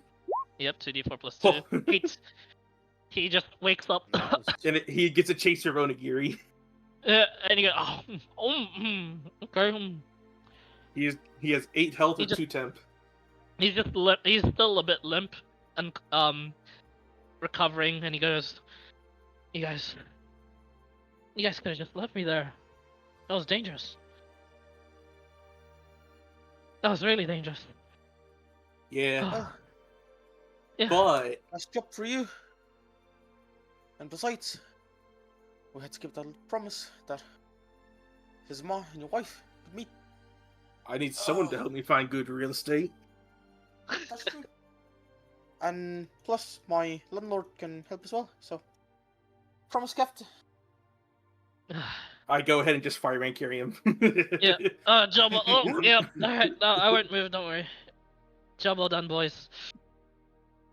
Holy shit, we won. That's a lot of gold. Oh man, that's a lot of gold, you guys. Food's on me tonight. I got everyone.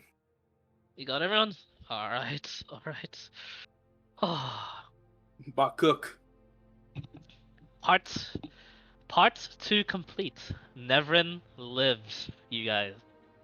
It could have easily been with the fate going how horribly wrong all of a sudden. Neverin could have easily died here.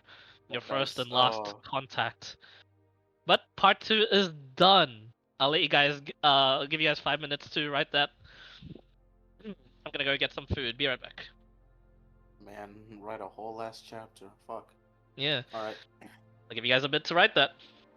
Then chapter 3.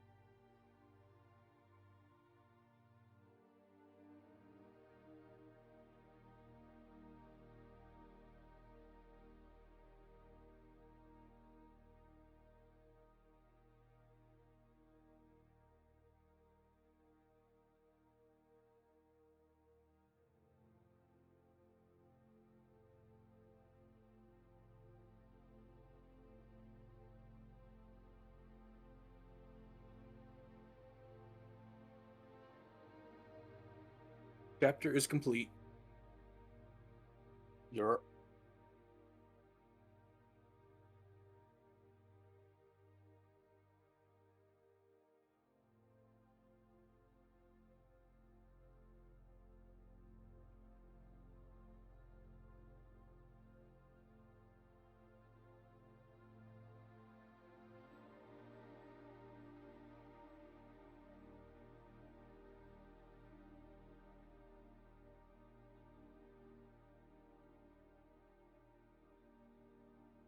My lord.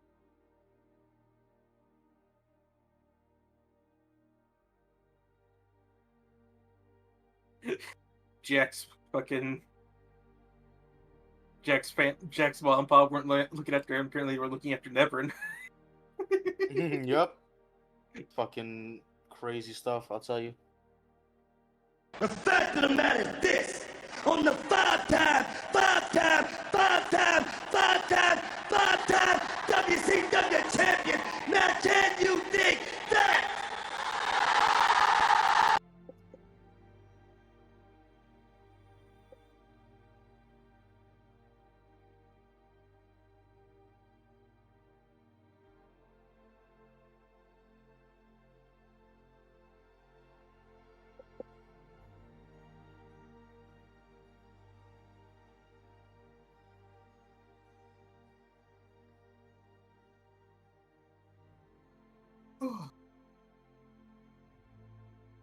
Fucking god damn.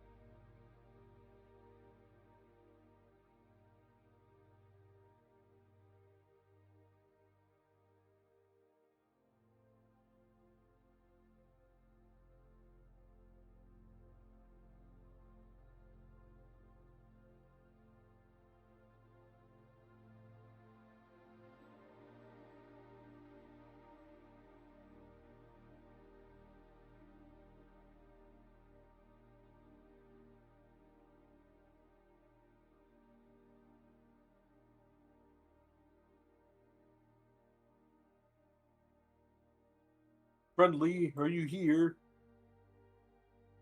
Panda, camera. No. Fucking, So yeah. fucking goddamn, we got ourselves some gift subs. Holy shit. Oh shit! What the fuck? Yeah. What the fuck? Fuck was a Got chicken. some,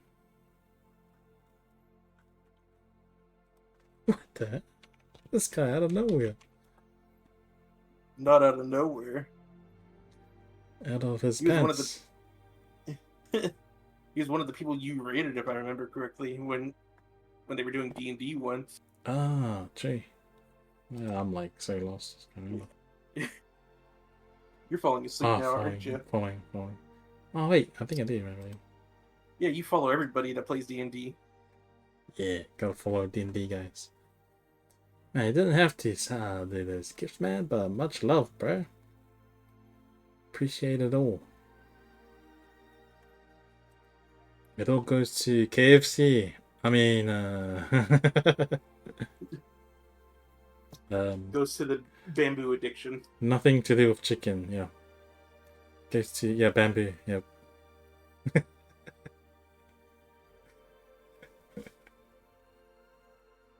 You even got the mod in that fucking dono bit. Goddamn. Thought so.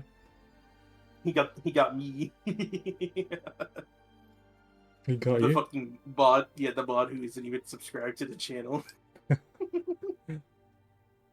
Oh, true. Do you ever get a sub? Now it's fully Here's your one. operational. I'm a certified bot now. I've subscribed to the person in the that I'm moderating. Now you look like a real mod.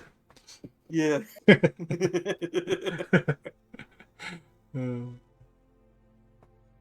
What's happening? How you doing, Gladgos? Streaming today? Or maybe streaming? Or was it a guy? I still can't remember. Yeah. He's a dude. I just Yep. crash after stream.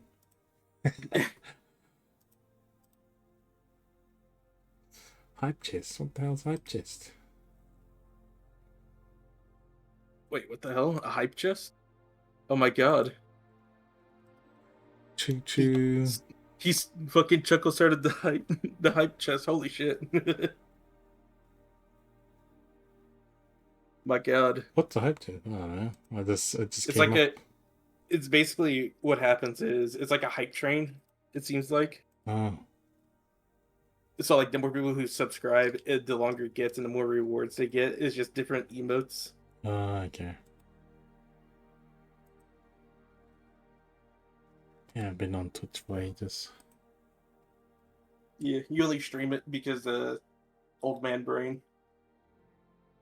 Mm-hmm. He wants to remember all his D&D adventures and all the phoenixes to kill his monks.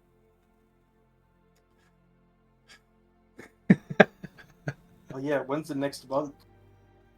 Let's go fight a phoenix. My monk is still alive. Oh yeah, is it actually? I thought he died. Middle of the ocean, two No, phoenixes, Jason. you know. He's alive. Oh yeah, Oh, yeah. Thing is still, Thing died. Yeah. Yeah, Jason. I forgot.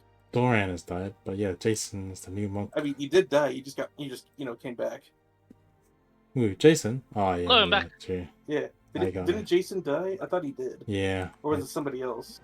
I went down and then they had to revive me.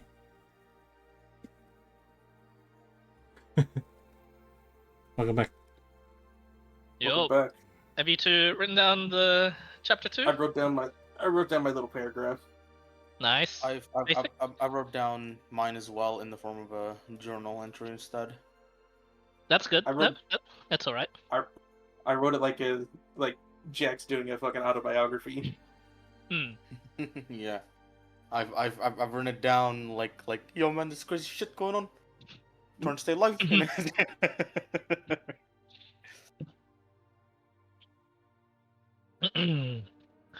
Now, for chapter 3, I'll need a little bit of help from you guys as you close out chapter 2, return to the sunken cities, and say goodbye to Nevrin for now. But you know, he's never. He will one day, when he recovers from his injuries, visit you guys wherever you guys end up being. Of course, he'll give you his details as to how to his imprints basically. An imprint is basically the ID of this world, an intimate ID. An imprint houses both the scent and the feel of someone. When it comes to these like sort of like ID cards, he gives you his cards, and basically, if ever you wish to reach them by carrier pigeons, as long as the carrier pigeons know like the imprints of someone, they can send a message to them no matter how far they are. Damn. Nice. That's how the messaging systems here work in this world, when magic isn't too involved, and is illegal in some places. You guys have made your way towards Greenshin. A lot of basically natural and druidic sort of practices happen here that don't really seem to count as magic, and even if they do, the customs and the locals sort of still guard it and guard themselves. Here, Chunker, you find that you don't really have a connection that you were looking for here, even though this place is the most like the other side that you've seen so far in this world. Yeah. You couldn't find any connection in the sink either, but at least you get a clue. And with Jack Tanner currently tagging along just for the show, I assume, because, you know, Chunker probably would have told you his story. Yeah, and you gotta get back to Entowin anyway. Yeah. So it's along the way. It's quite fortuitous and, well, convenient that the information that you'd get from one of the elders here, Chunker, she says, follow the path to the most northern reaches of the world. Still evergreen, but no snow. Threatening, however, to invade. There, amongst the greenery and the coldness, you will find an answer. You put two and two together, and you have to, and with the help of Jack Tanner, with ear to the ground, And just him being just a guy that can put two and two together very, very well, very quickly.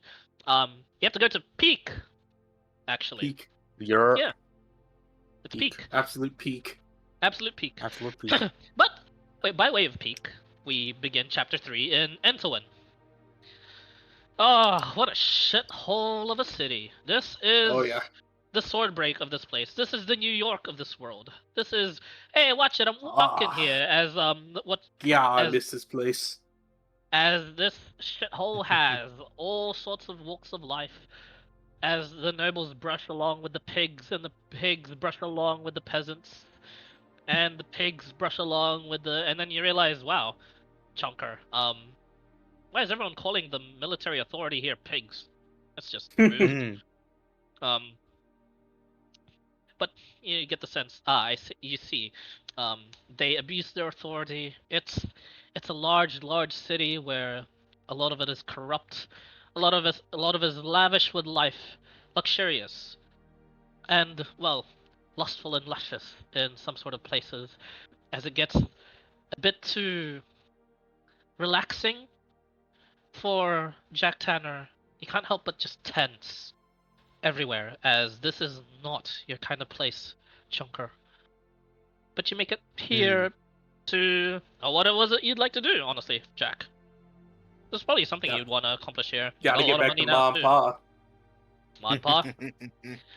Father has returned, actually. And Mother Wow. is doing just as well.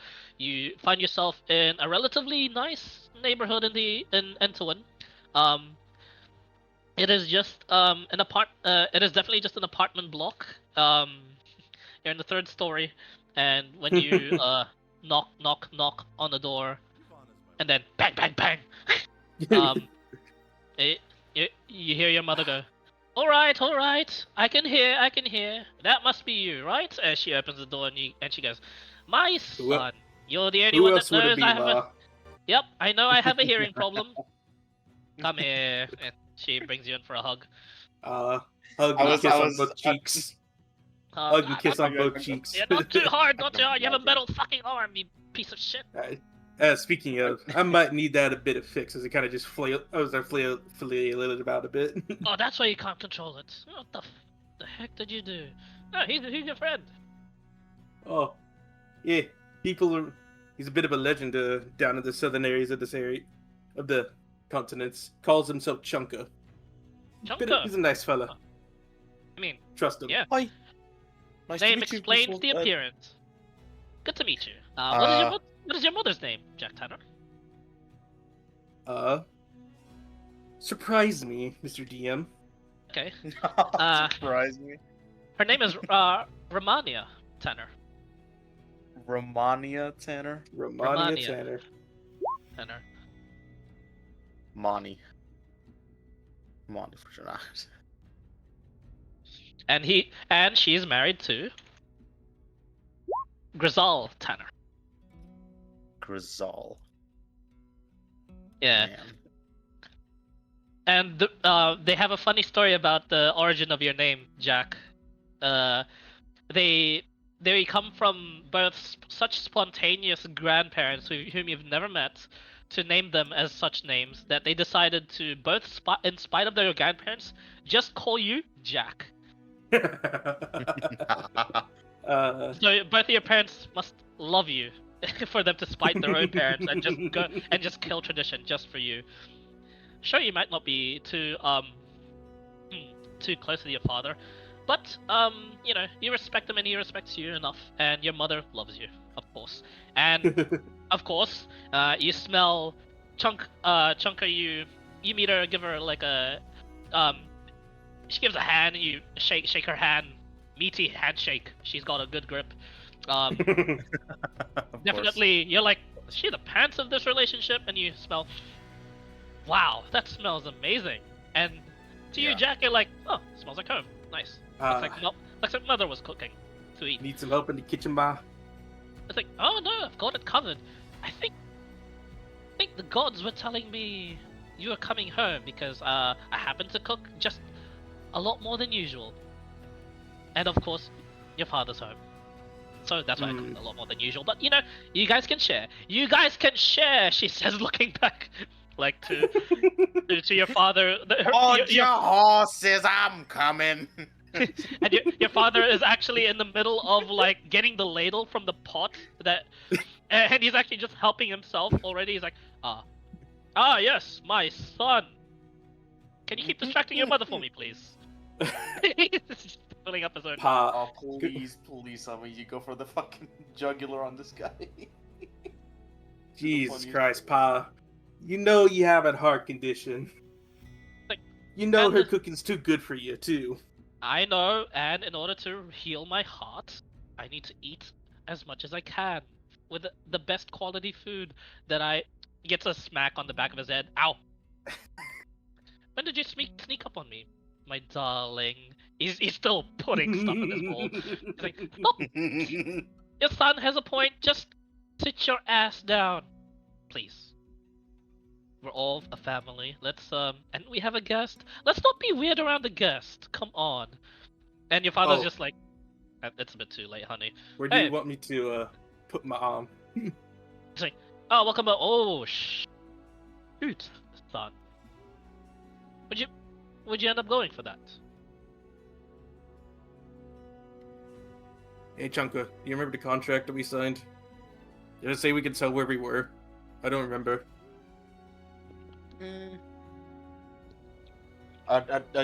Chunker kind of have a hand on chin moment, looking at the ceiling, and he goes. Hey, far be it from me to pry, but like, hey, you can tell your dad, And he right? goes, no. The Junker just goes. Well, let's just say that it was a risky job, but your son has managed to save the day. So Yeah, Judging all from in the a day's end. work of a Tana. I think that's all you need to know. Fair enough. All in a day's work for a tenner, you say? I trust you. Hey, no, seriously though, get that yeah, sure. Put the arm up on the. Yeah, up on my usual workbench. I'll work on it, and your mother will fix you up right and proper, right there. And she's like, oh, yes, of course, no two ways about that. And she looks at you, Jack, and she's like, what have you been up to? I'm starting to worry. Tends to come with the line of business I'm in. But Oh dear, please don't I tell am me you're. helping. Trust are you me going on this, back as I to- show the big bag of gold. Oh my gosh. Oh, dear, please. 625 gold pieces. Did you apprehend mages again, please? I thought we told you No, not to do no, that no. anymore. I know, but Dear, look, if he's got a way of earning money, let him do it. I was fine with that, and I'm not fine with it. He's separating families. Look, I know, dear, you're trying to, you're getting us a lot of this gold. We really appreciate it. And the dad's like, Raman, let our boy finish. Actually, sorry, son. Let the man finish. I don't know if this is much to help, but I also know some people in sunken cities too. They can help you leave this place as much as we love it here. It's a lot better over there, trust me. Both of them at the same time. When you say love this place. I said it with a half smile. Yeah. She goes, love eyebrow raises over and just like love this place. sunken cities? I mean, The guy who gave me a contract that might or might not have caused my arm to turn out like this, he also might be able to hook us up with some place to live that's not this much of a shithole. is he a bad man? No, he actually has the best life ever. It's better than both of our lives combined. As I just refer That's- me and my mom. Oh. Lovely. Actually. And you said they'll be helping us with lodging? Are we to be staying with them, or what's the go here? We'd love. Retirement. Oh. we would love to move out. I mean, your father and I can get jobs easily, and your father just says, I'm flexible, but son, are you 100% sure on this? I can help your mother move, but um, If you have remind you any the last time we questions, did this. I'll, Yes. I'll show him the card with the sent image. You can send him a pigeon and ask him yourself. It's like, okay. He goes, dear, I'll handle that. He just intercepts. He goes, As I go and shunk up my arm as it detaches, I'm like, oh, God, that's a lot lighter. Yeah, actually, bring me your arm. He takes his bowl, takes the arm, takes the card, puts the card in his mouth. I'll go do this while eating my thing in the workshop. Hey, you. He looks to Chunker. Yeah, grab yourself a seat. Have some food. Need more chunk in you, Chunker.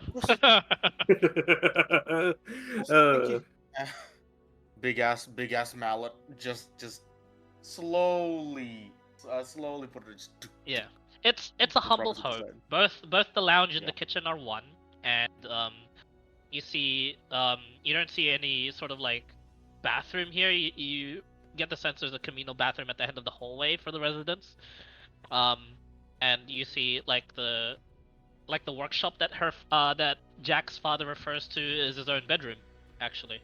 So they live comfortably here, but definitely modest. Definitely modest. But you get the sense you don't need an insight check for this. Jack's happy. Even just meeting them and just talking to them. Yeah. The parents are happy. The mother is optimistic. The father is sarcastic. It's good. It's a good life. And they seem, but you get the sense with the urgency that they were talking about, you can't help yourself but think, oh, I guess this place must be that much of a shithole for the parents just readily agreeing to just move Yeah, just all of up a and sudden leave. without even needing them to look at how much money their son has earned them. And so your mother then begins to talk to you as she's just eating her own. It is a nice tomato hot pot actually with surimi sticks, fish balls, and what looks to be just like Chinese baby spinaches as well, and corn slices all abound. It's just mixed and it's just simple.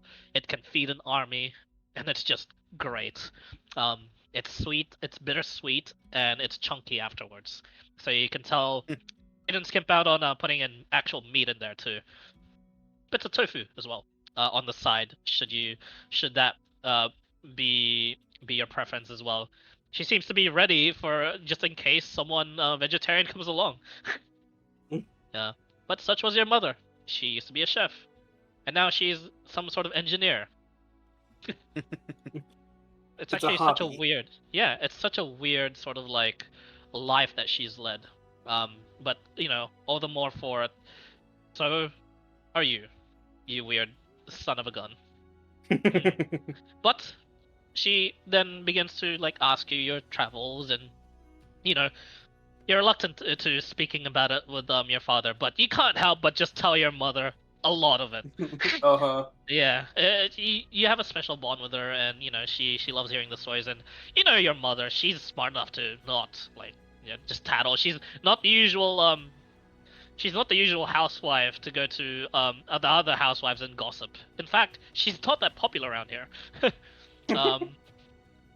Your father is, however, and your father definitely is the gossip, but thankfully he's got a just like your mother, he's got a bit of a hearing problem. So as that goes on, it goes on for a good hour. The food, even though the food is amazing, it's all but forgotten with how happy Jack is just explaining everything. But then you have to explain like the moving. She asks some questions and she says, there's going to be some preparation on our end, but thank you for finding us a place. Honestly, the money was not a problem. We're going to I was about to say we're going to need some money to help with the travel, but I think your father has that handled. He was in a bit of a successful study, actually. Yes. I mean, I'm always confident about your father's skills, but lately there's been a bunch of failures. Mm. Yeah. And yeah, thank you, dear. She puts a hand onto like your hand and she says, "I know you're looking out for the both of us, but honestly, you've got your own life ahead of you. Lots and lots and lots of years for you to smoke and drink and fuck and all sorts of, just you need to have a bit more fun. And yes, I know I swore, but you can't hide the smell of the cigars from me, dear." She says, looking That's at you right. sternly, like, She's right. You really can't. I tried to put my hand up, like, oh wait, you know, that reminds me, I never really got to go and smoke my cigar for the finished trip. Hey, look, if you're going to smoke, please do it outside. And I know you're not a boy anymore, I but know. please look after your health. Look after your health. That's all I'm saying. You're my son. I worry about you. I don't think it can get worse. After all,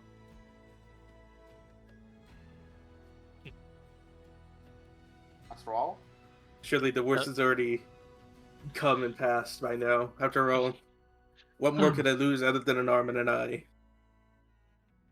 Your life, my dear. Yeah, And it you can, know I'm it cautious can enough just for sneak that. up on you, you know? It can come in the form of gout if you're eating too much and you're just lazing about. She says, speaking up loudly, just enough for the father to hear. Um, Junker hears that, and he actually thinks about himself as well. yeah. And it can come in the form of just an arrow straight through the heart. It could shoot you from the back, it could shoot you from the front, you could be shot on the head. You two go on these adventures, and I know you're having fun. I know. She grabs the bridge of her like nose, and she's like, "And I know you're doing it for our sakes, but please, it stresses me to no end, knowing that sometimes you're gone for weeks, and there's no guarantee that you might be coming back. Same with your father. I know you've given probably enough money for us to retire, sure, but you know, do look after yourself. And if you have that much money already, why don't you just come along and settle with us? We'll help you find a girl, and then you can move out on your own. And then we'll be neighbors. And then we'll have, then we can take turns from time to time babysitting your children. I'll be a grandmother." She's already like envisioning it, and she's like just in a happy place. Junker bumps Jack, looks at him, give him a nod, and I think I'm looking at Jack, telling him, I think we agreed, and after listening to your mother's, I think we should try and push it. The Falls are happy people, and I think she fit right in. They are a bunch of happy folk. I know that much, but about the exhilarating feel I get out there, I just love it. I just just like your my father, pa. I I guess. know, but Uh, it's it's not just the name alone. It's the actual actions out there. I love it so much. and I won't take it away from you. And your father comes along and he says, "Yeah, you better not. Look, but your mother's got a point. Maybe a man now, but you're still a kid. All we can do is just worry for you, huh?" He like smacks the back of your head with your arm. Junker raises his hand. If you don't mind me asking, who trained Jack to fight like he does? Do you, Mr. Farrell? No. I fight differently. Um, I'm quick and decisive to the point. Jack's a bit more tougher. really sticks it out. Put him in a boxing ring against me. I'll probably end it in one round, or I'll surrender. But yeah, Is that a weekly activity between you two? it's off. He thinks about it. Should be. Could I be mean, a pretty look, fun weekend with the when family. we retire, not a bad idea. I like this guy. Get a load of this guy. I Yeah, will he's say, a bit smart when it comes to the- stuff like that. if I could say as an outsider, the prospect of moving is difficult. I myself have been from Zeitland for the longest time in my life. Oh, Zeitland. Oh, But- Zeitland, the mother says too. Nice place. Yeah. Do you live underground? Tend to. I've managed to get out more, get my hands dirty, as you say. I mean, I'm not sure what the sun will do for your skin. You look plenty tan already. And the father's like, I not a bad joke. uh, It's like, I was not joking. It's like, oh, sorry, shit, Arm- sorry. arm out, pull out my arm, kind of pull back on my tied bracer on my left arm, and kind of just sheen it again against the light source. Pretty effective. I should be fine. Oh. But to go back on the idea of moving, if it's any consolation, our last job we were hired by this guy, and he's got a whole family in the singing cities, good estate, higher up, no drowns, and in my ventures as well, I've managed to be welcomed by a really nice but grumpy landlady at the Red Estate. And Jack's father goes, Red Estate. Oh, you met with the Lady Red.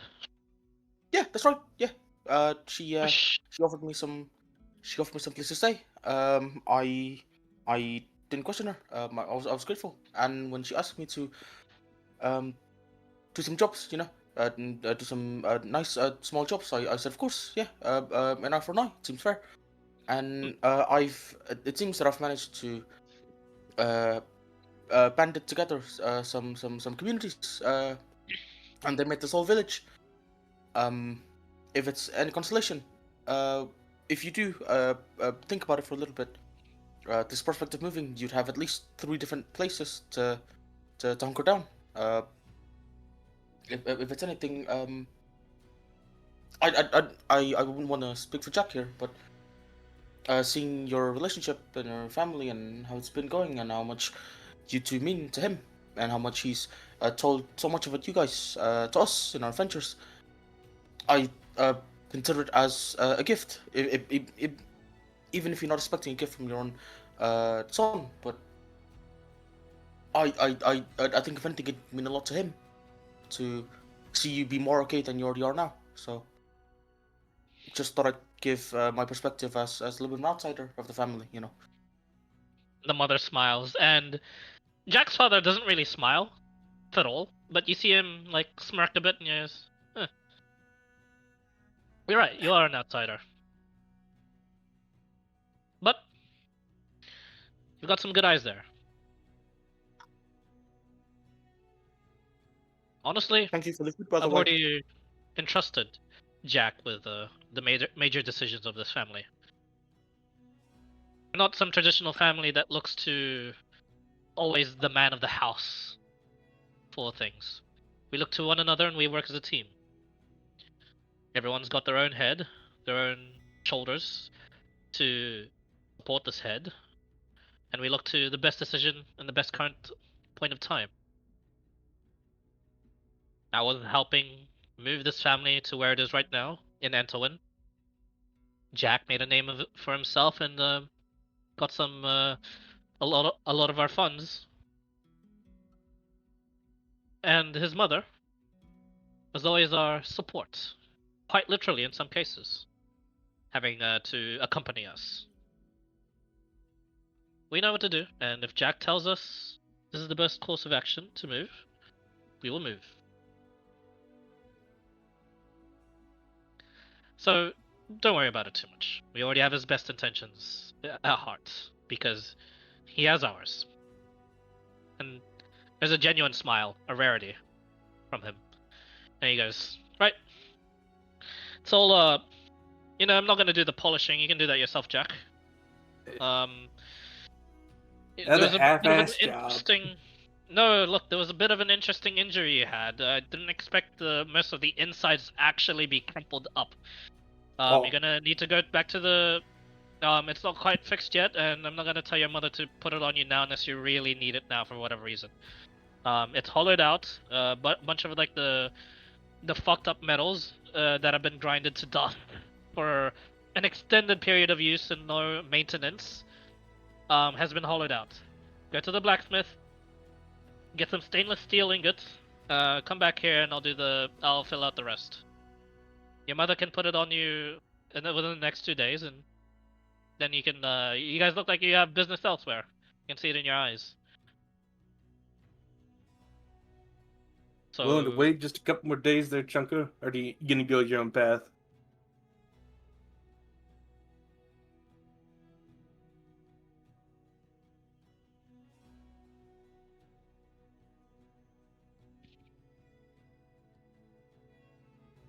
Basic? Basic's dead. Always has been. Edge. There was never a chunker. Sorry. As he is. Sorry. I'm back. Jungle said, no, no, I'd be more than happy to wait. I've been traveling alone for a while from Zaytan, and you guys seem like nice folks, and it would be a shame to, not experience more of this. And as he's saying this, he's like munching on the food so fucking hard.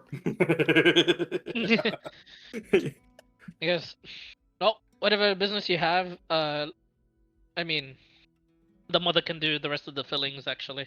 I've done most of the repairs. Pats you on the shoulder. Alright, kid, I'll be off again. Don't worry, this time it's not gonna be a proper job. I'll be back tomorrow, and then, your mother and I can move as early as next week, I guess. And your mother's like, don't overestimate the woman's ability to overpack. Give us a week and a bit. And he goes, damn it. Alright, sure. Well. And there's like a tense sort of like silence between you two. Mm-hmm. Then he just goes with a nod of respect. Nod him back. Pats you again, then he goes, alright, I'm off. And you see him take his rapier, puts it on his belt, couple of daggers, and off he goes. And your mother just goes, well, there you have some chores to do. Clean the plates, go to the blacksmith, bring it back here.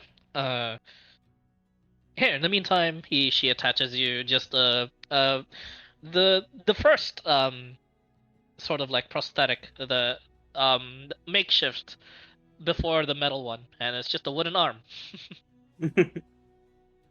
Barely usable, but you can at least feel the connection there, and you can actually at least grab stuff. But it's nowhere near as strong as your metal arm. Just realized you're Bucky. Again. I in my head he's Bucky, but his current arm is like Hiccup's leg from How to Train Your Dragon. Oh, true. Yeah, it is. It is. Yeah, that's so really good. wide, yeah. Yeah, that's in my head. I'm like, yeah, no, this is just peg leg. Yeah. Peg leg. But instead of a leg, it's peg arm.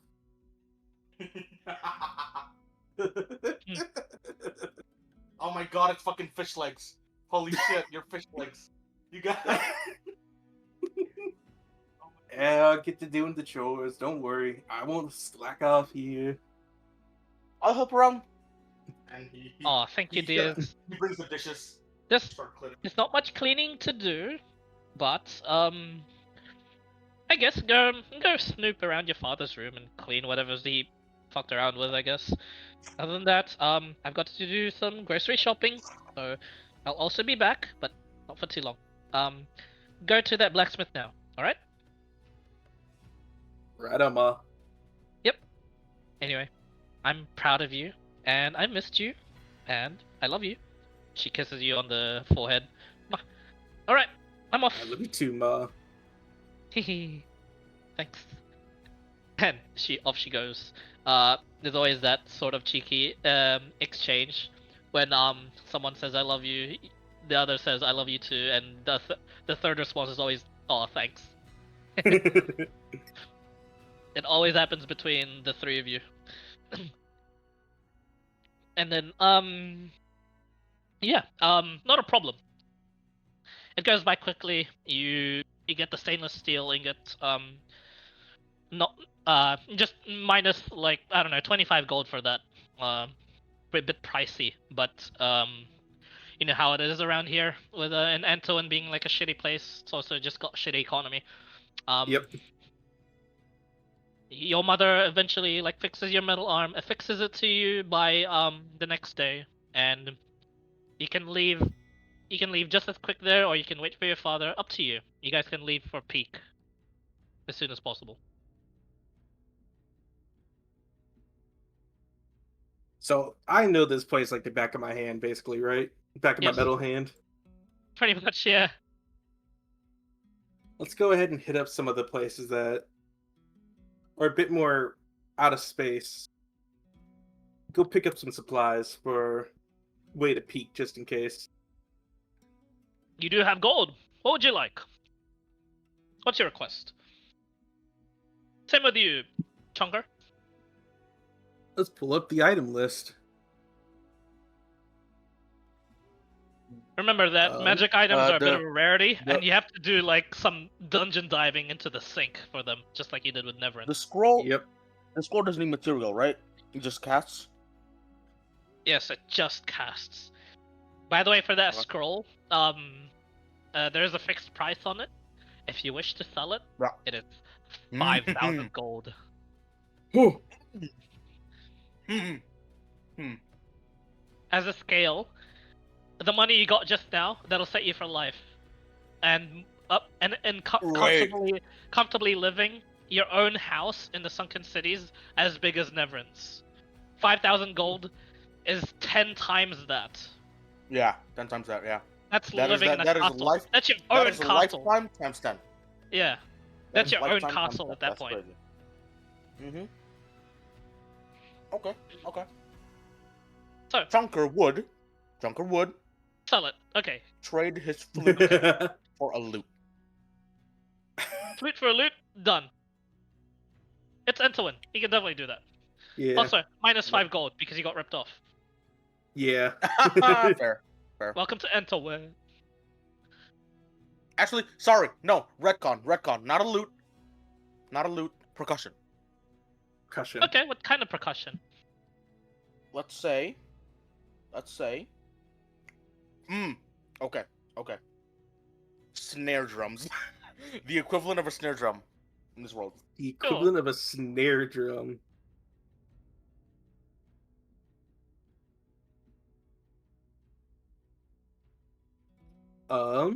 Let's see here. Let's go ahead and I want to go ahead and grab some fishing equipment. So the tackle and the rod itself. How much will that set me back? The what, sorry? Fishing tackle and the fishing rod. Just 1 gold for that. That's fine. I also want a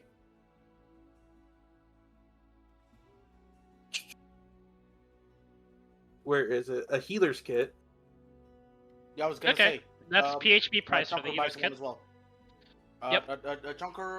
Chunker either chips in or buys another one as well. Yep, that's fine. Healer's kit is PHB price. You can look it up. Then minus accordingly. Isn't it like 25? I could be wrong. Yeah, something like that. Just double check for me. I'm checking. Healer's kit. 5 gold. 5 gold? Huh. Yep. Oh, it is 5 gold. Yeah, you're right. Double that. I'm chipping in two. Make it 2. All right, 2 healer's kits. 1 for me, 1 for you. Yeah. I'll write 1 in mine, write 1 in yours.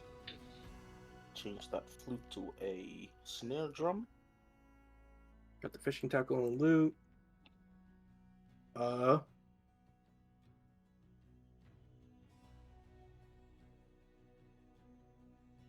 Now, what about some exotic foods to bring that'll stay good for a trip? Oh yeah, no, for sure.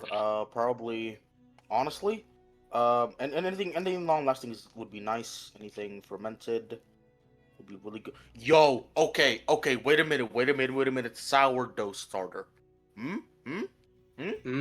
Thoughts? Yeah. Thoughts? No, that's good. It's a good idea. You normally make soups and like curry bases and Exactly, bro. like We need a lot of like a these thick liquids, vehicle. just like your mother. We need a So vehicle yeah, for the soup to stick. It'd be the worst.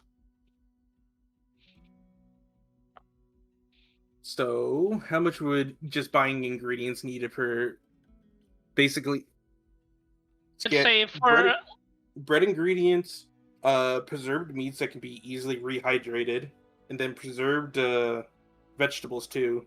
I'd So, say like- if you don't want to worry about it for the entirety of the campaign, just spend 30 gold on it, and we'll call it like you'd have I can enough. make whatever I want. Yes, whatever you want, whenever Easy. you want for the duration of the campaign. 30 gold. Got Alright, it. done. Fair. Potions of healing. They go for the captain of the Yeah, over definitely here get in the ripped off by sanctum. him. Yep. There are 50 gold here. Okay, I'll go ahead and buy 4. Easy.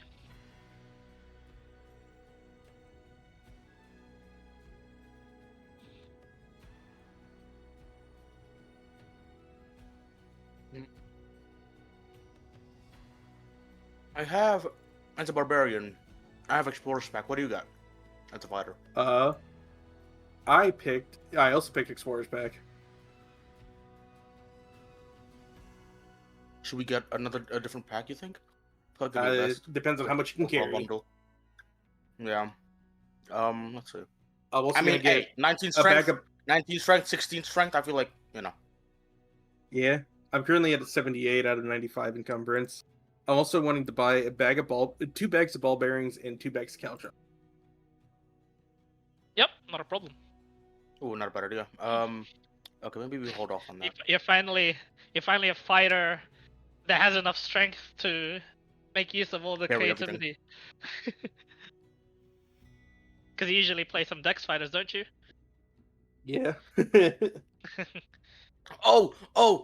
I got it. Sorry. A holder or a roll sleeve for the scroll, so it doesn't get fucking broken for any other matter, or keep it hidden, I guess.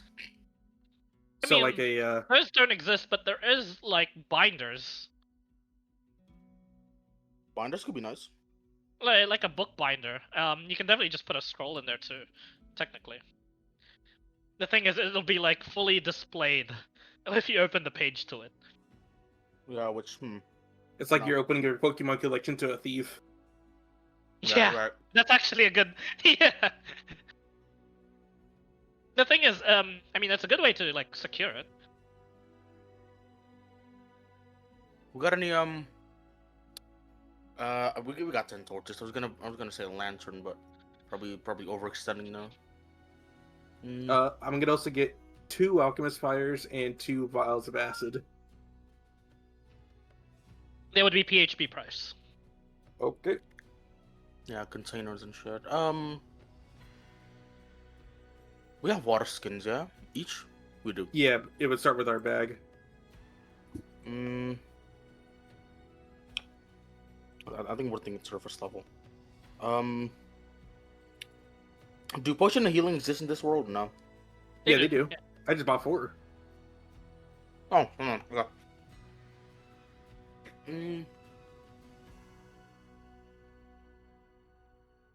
I might stack up on like 2 more javelins. Actually. All right, that's the amount of buying I want to do. Okay. Javelins check would my be weapon PHP real quick. price. Yeah. How about explosives? They do exist. They do exist, and you're able to only access them thanks to ear on the ground from Mr. Jack Tanner Tanner. himself. Okay. Yeah, I could bring you to a place like that. Just keep it on the download. Don't tell nobody else. Okay. Brings you Ooh, to javelin is 1 gold.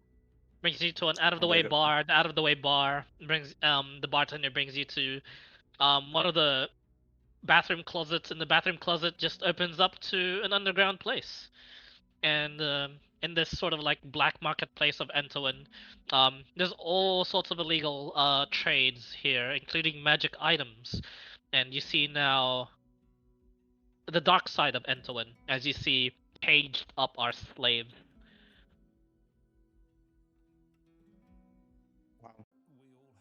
Okay.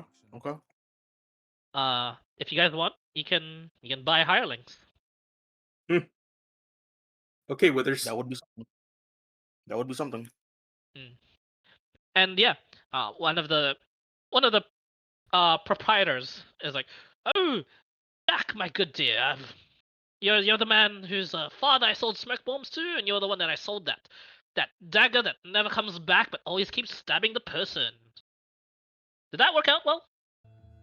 Well, I haven't seen the person, so I say I did a good job. Oh, that's not. I meant to die, and then the daggers just meant to. They just keep stabbing the body, and you're meant to actually pick it up. Did you not pick it up? Probably not. I don't remember this. But the person that you were going after is dead, though. Yes. It was the same assumption. Well, I have some interesting stuff.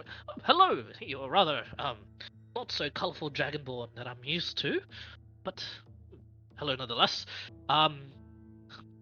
I am. Don't let the name fool you, for I am no pig, but I am Squeeb. Yep, his Nice name to meet you, is Squeeb. Squeeb. Weeb. That is the noise pigs make. Squeeb. What race is he? He's a human. He's a bit rotund and a bit round. Like a pig. Yeah. Look. Yep. Don't call him that though. Don't And worry, he says, I don't. "Well, Jack and friend of Jack, I have got some very good merchandise for you. And I've made sure they are extra obedient. Or are you here to buy some of the usual merchandise?"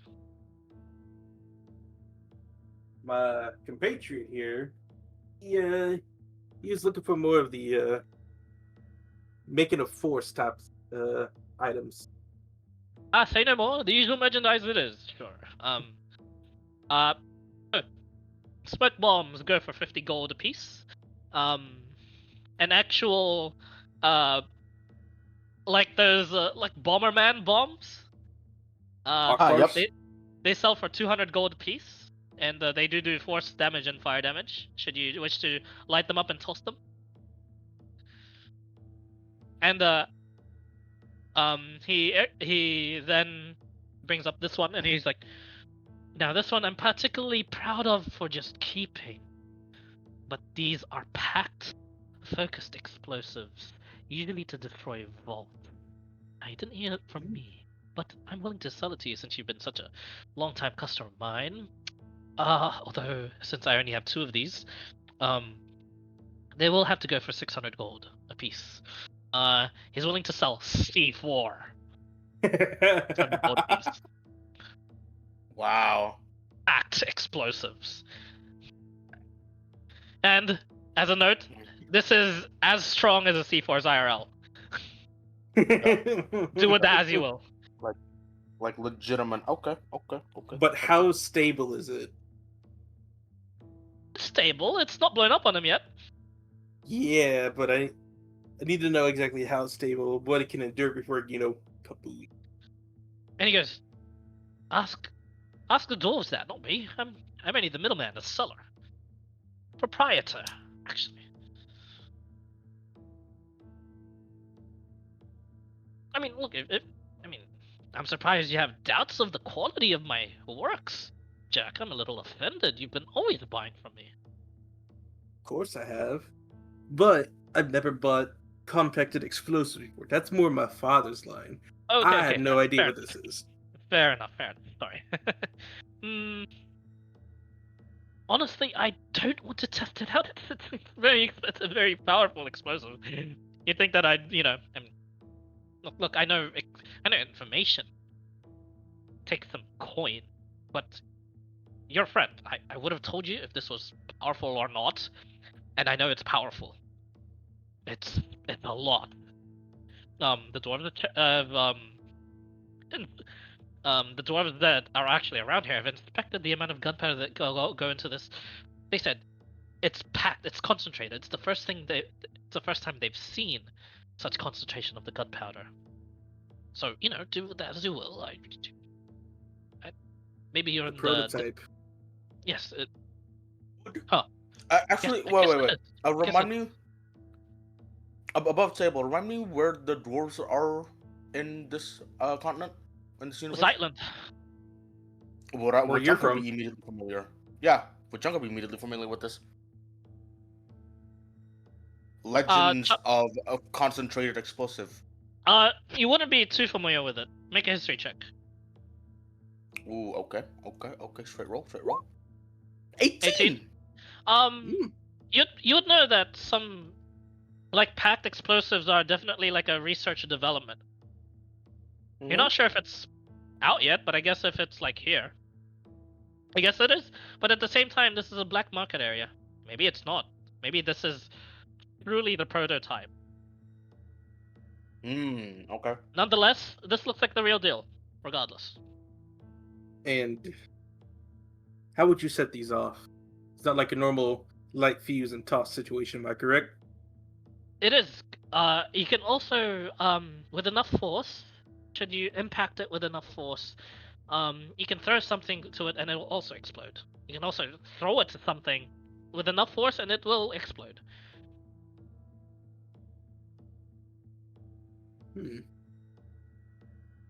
Just don't put it in a cannon.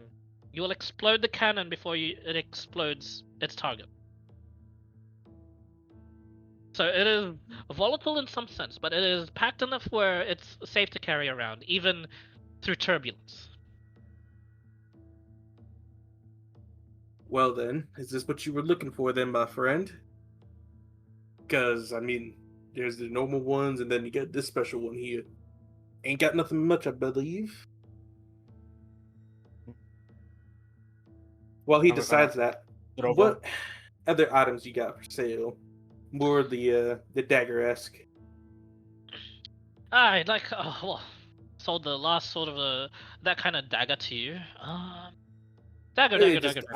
Just more or less the magical of sorts, just in general. Pointy, stabby, magical, something to help with your line of work. Well, what is your line of work nowadays? Are you still apprehending the mages?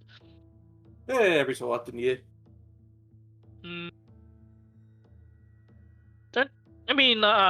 Sorry, I'm out of dimensional shackles. There's been far more bounty hunters as of late, actually. I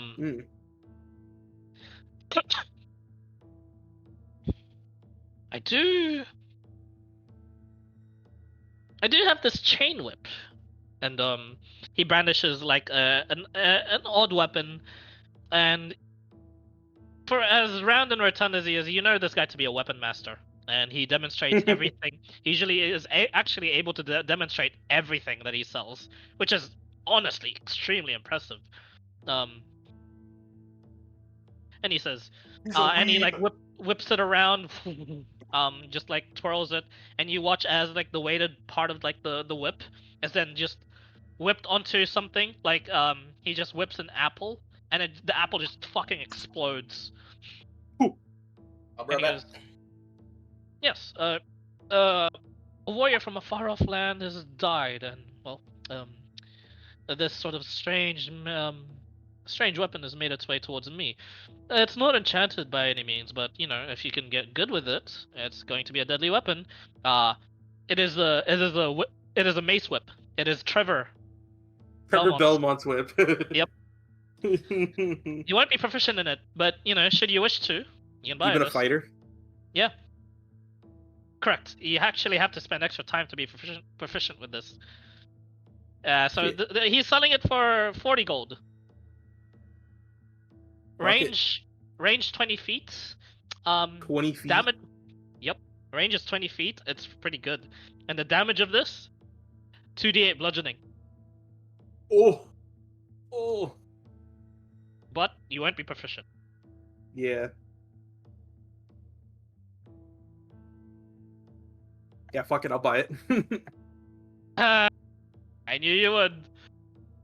You know me, I'm a sucker for the cool stuff. I know you are. And this is how this guy makes money. So it was 40. How much is Yeah, that whip? 40 gold. 40 gold.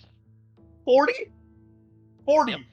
Yeah, dude, this is how this guy makes Oh. money. This is how this guy makes money. He just demonstrates how cool something is with his skills, and then he's able to sell it for a premium. Nah, bro. That's a steal. What the fuck? Holy shit. Is it a steal if you can't use it? Ooh. Put some time on that. Besides, some meat need tenderizing. So what's it called? Mace whip. I'm gonna have to change your Hero Forge again. I'm not proficient with it. Bludgeon. You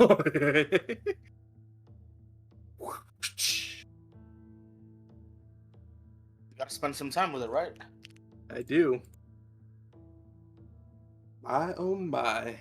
What an interesting and peculiar thing here. Yes, I know, right?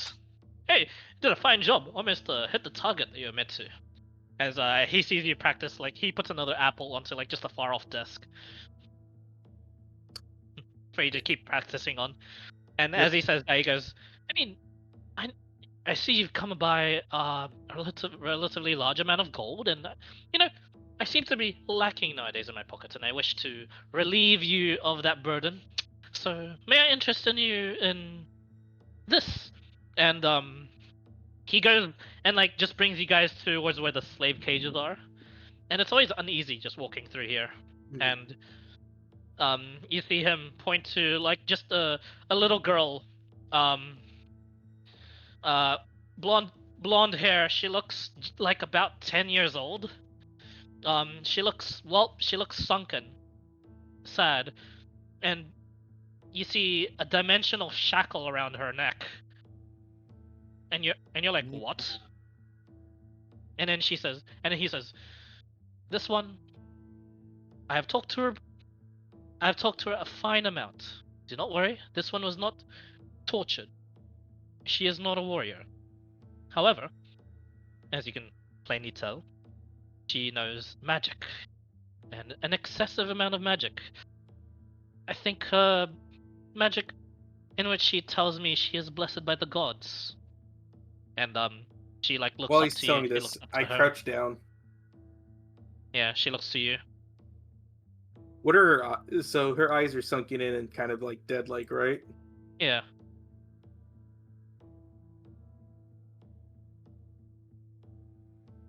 I have discussed with her that if I want to find insight her her. family, I want to see if her will to live is. I want to see if my insight can see if her will to live is strong.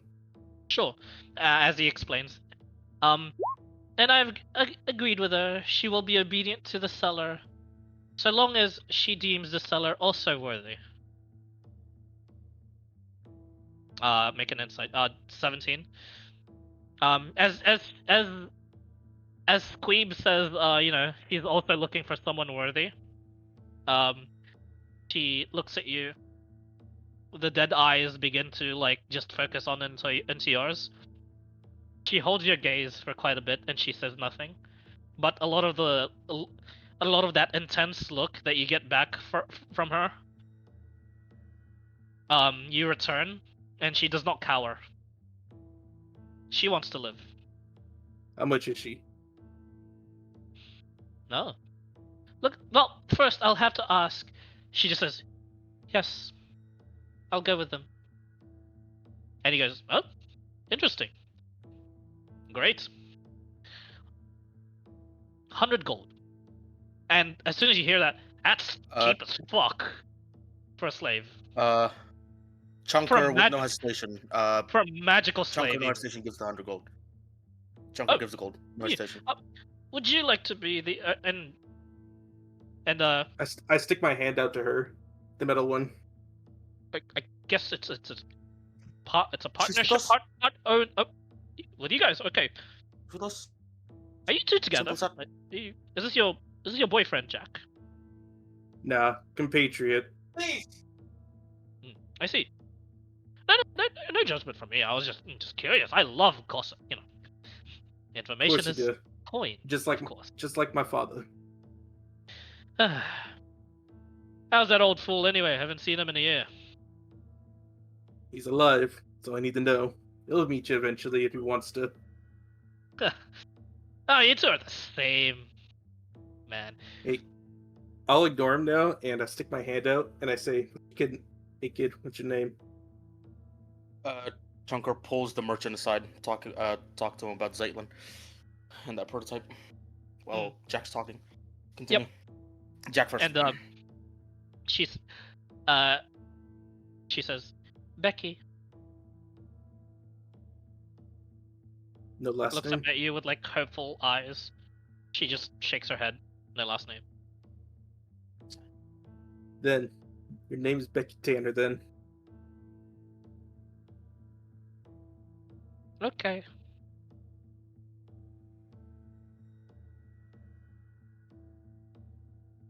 Just looking And at I'll you go ahead. expectantly. Yep. And I have my hand stuck out, just waiting for her to grasp it. Okay. She takes it. Well then, let's go and get you something to eat. Bet you're starving. Okay. And Squeeb just goes, as he's explaining like where exactly he got it from, and he goes, I'm not sure like exactly where the dwarves are from Zeitland, and you know, since you're the first time customer, the information is free. And he looks towards Becky, going, he goes, hey, what about the? And you see Becky just the dimensional shackles, and it just falls off. Mm-hmm. And she looks at Squeeb, and there's like a death glare for a bit. Thank you for finding me some people. Nods. And then she just Where's your kitchen? I'm gonna go use it. and Squeeb just goes, the usual. Hey, you Tanners just always such bad luck for me. Go make yourself something to eat. Make her something to eat. Can you make me something to eat too? No. He smiles. He's actually suffering.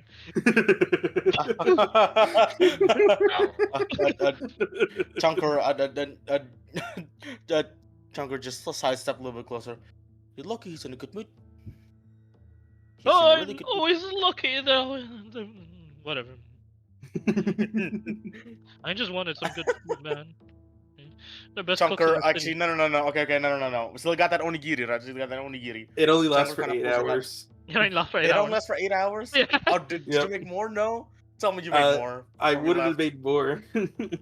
Oh, shit. Alright. The only time I would have made more is if I ever made some back at home with Mom. Never did. Yeah, that's alright.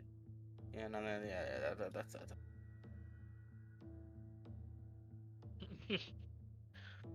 Yo, this fucking chain whip option in Hero 4 just kind of nutty though. Holy shit. Yep. Nice. You now have So, welcome to the party, Becky Tanner. So yeah, I assume you get her some proper clothes, get her Yep. something to eat. She doesn't want to eat here. It's weird that she was captured in the first place. She knows what she has to do. You know, you do your usual interrogation, like, you know what to do outside of the thing, right? Like, no magic. She's like, yep, I know. I'm smart. You ask how old she is. She's 14. You think she's lying. She definitely doesn't look 14. She looks like she just wants to prove herself. with that insight check, you immediately get that when she says, I'm of age. I can do a lot of things. I can be useful."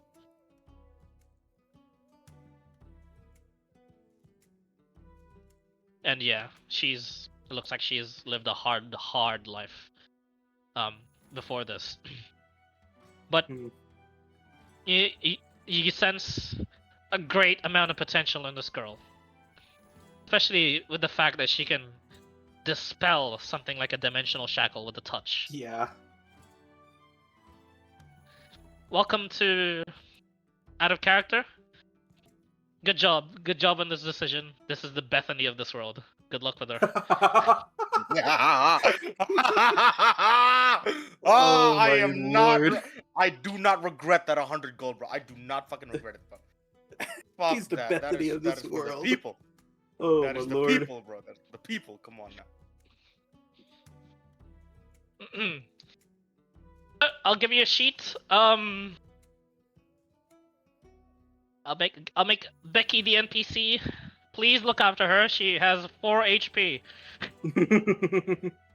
Becky Tanner.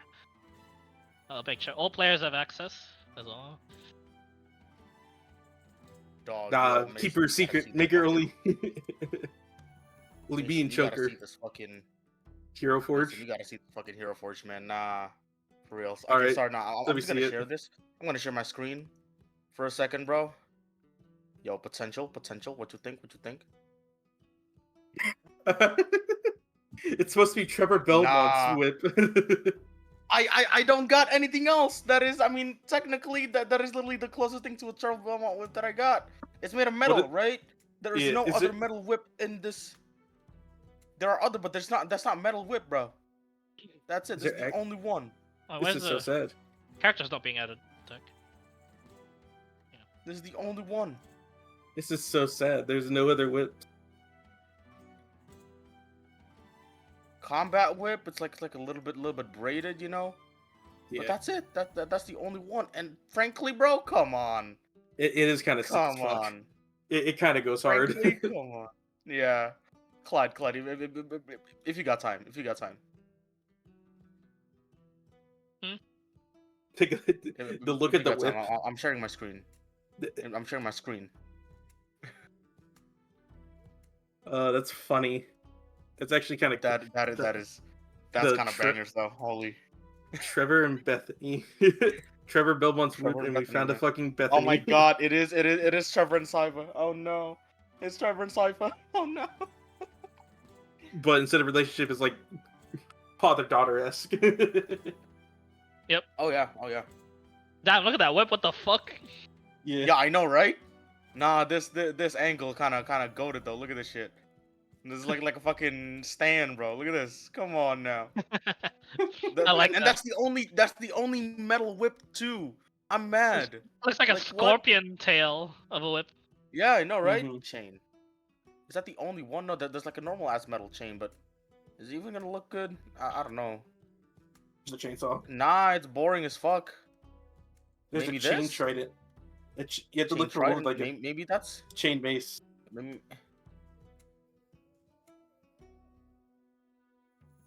maybe that.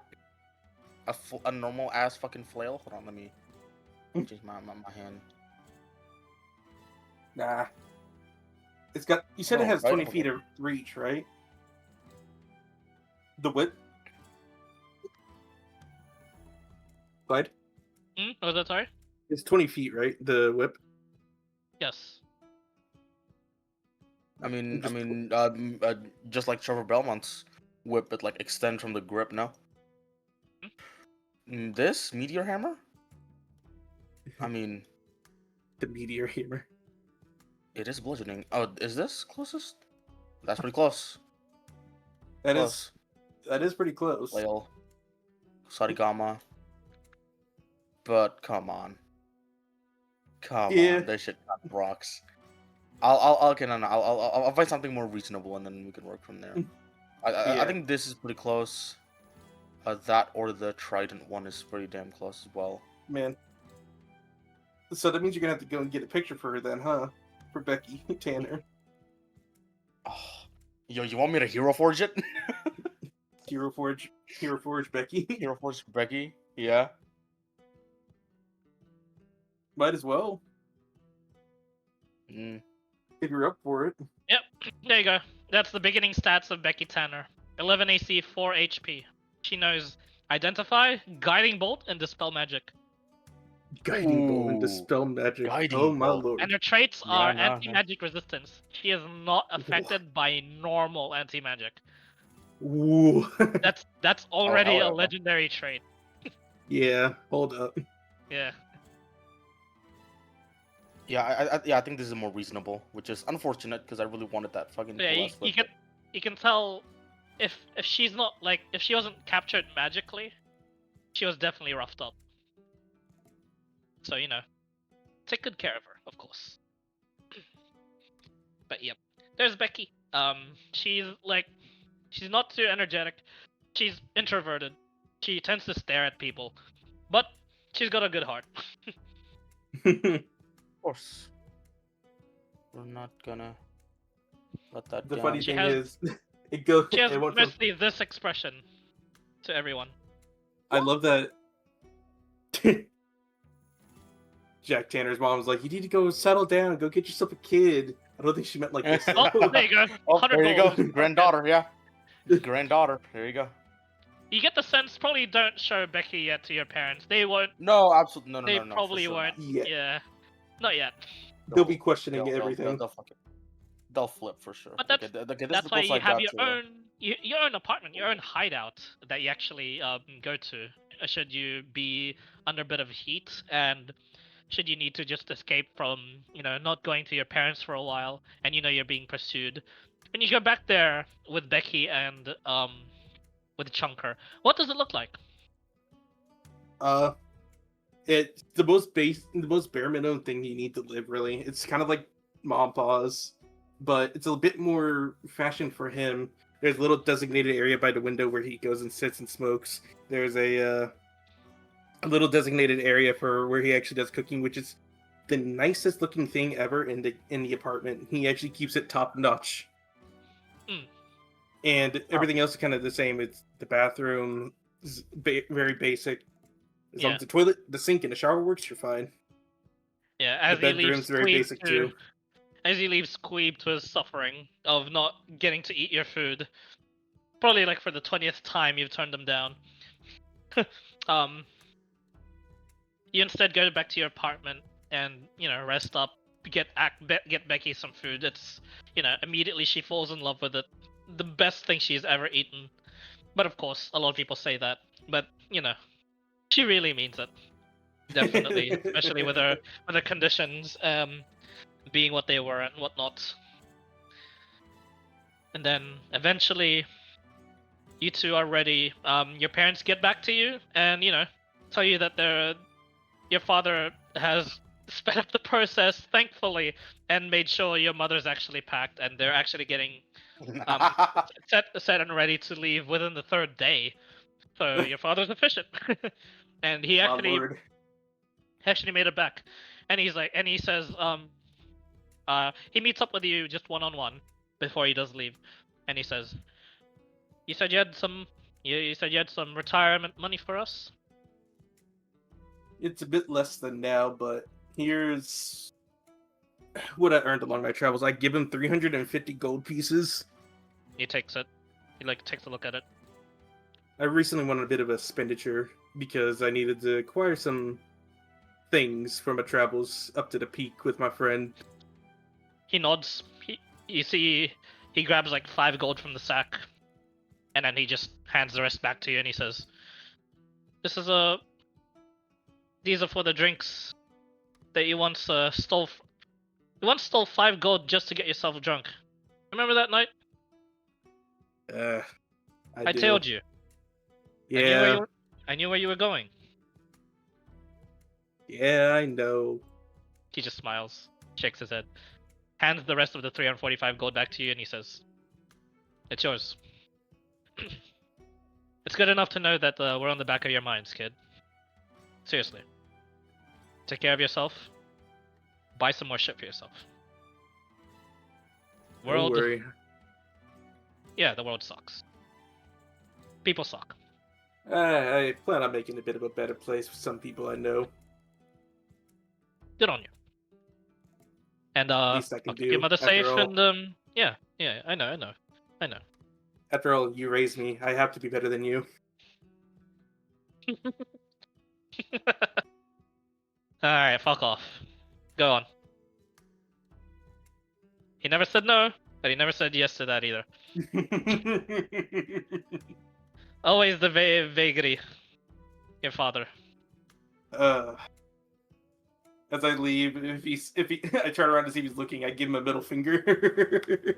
He's not looking, but you watch him for a bit, and he gives the middle finger back, like without even looking. Yes, yes. As he should. He knows you. He knows you. Good. Eventually, you go to the northern gates with Becky and Chunker, who's having a pleasant conversation. Just Becky being really, really nosy about what Chunker's been doing, like what Honeysuckle Village is, what Zeitland is, Oh yeah, no. what's an underground village, Than, what's an more explosive, than happy to what's a tell dwarf. her the story. Don't tell her what the explosive is, at least. I heard explosive. Oh, you would think. She's a lot happier now, and she's just so chatty. Oh yeah, no. More than happy to. Junker hasn't had the moment to answer any fun questions about his own life, so. Hey man, this is about Yeah, time. About time. Yeah, she learns a lot. And she says, Do you want to go back to the other side? And this is the tail end of the conversation you come back into. The other side. Jack. Ooh. What's the other He side? told me he's from the other side. That's what Chunker told me. And Junker looks at Jack. Actually, yeah. You know what? Roll an insight check for me, Jack. An insight? If you want to, if you want to roll insight on Junker for a little bit, you can. Up to you. 17. 17. Chunker is concerned. Hearing that he stammers. He tries to put a word out, and usually when he does that, he stammers some syllables, some vocals, some noise, you know. But he's stammering and something catching his throat. But kind of takes a breath, closes his eyes, goes, "Yeah, no, just little old tale from where I'm from. I've just spent some time in the area, that's all.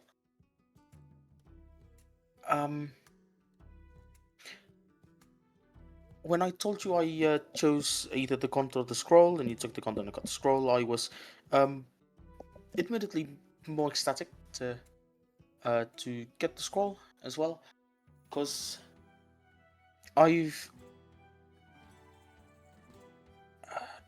I'm from Sightland, but it's not the entire truth. I've also been to another place.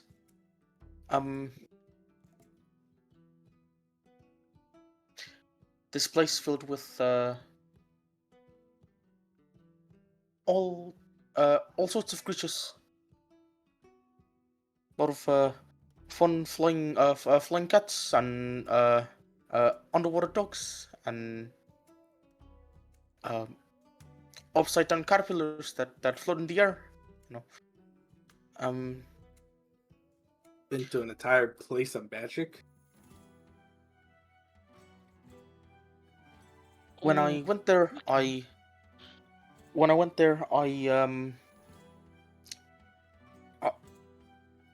was a youngin', you know, struggling, and I met another dragon, you know. How common are why dragons is- actually in this world? They're legends. They no longer exist. Only their offspring, the Dragonborn, sort of like are lingering around, and as the evidence that they actually existed in the first place. So when he says he met That's an the actual legend. dragon, Yeah, that seems bullshit. it does. And but with my 17 insight from before. You're not sure if it's delusion or insanity or he's bullshitting. It's hard to tell. But continue, Chunker. I've this dragon grand white white furs like clouds and voice a voice almost indescribable like like hearing your beloved grandmother and your uh wise grandfather at the same time gives you that soothing voice. And we talked when I was at Dragonling. I came by and I was scared, but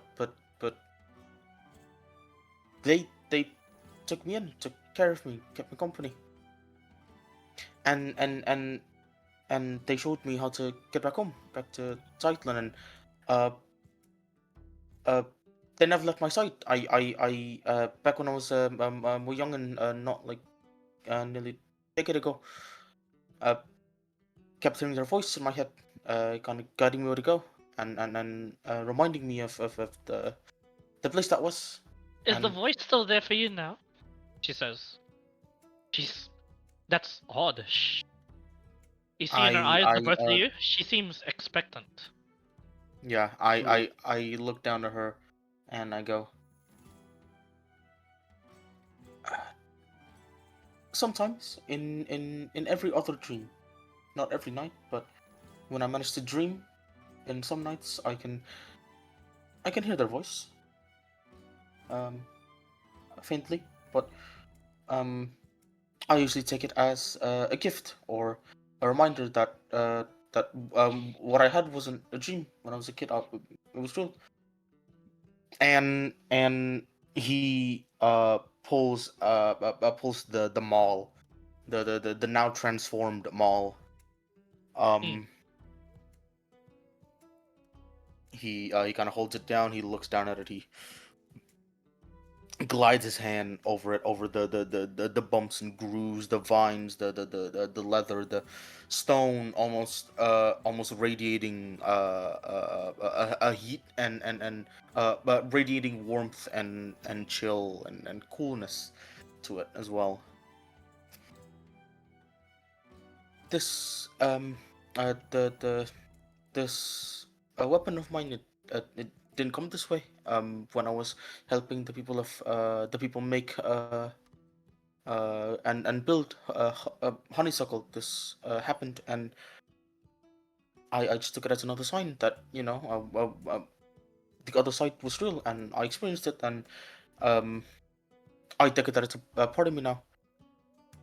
The honey scent that I've told you about when we first met, and that I've been telling you, and I'll look down at Becky, and I think you've smelt it as well.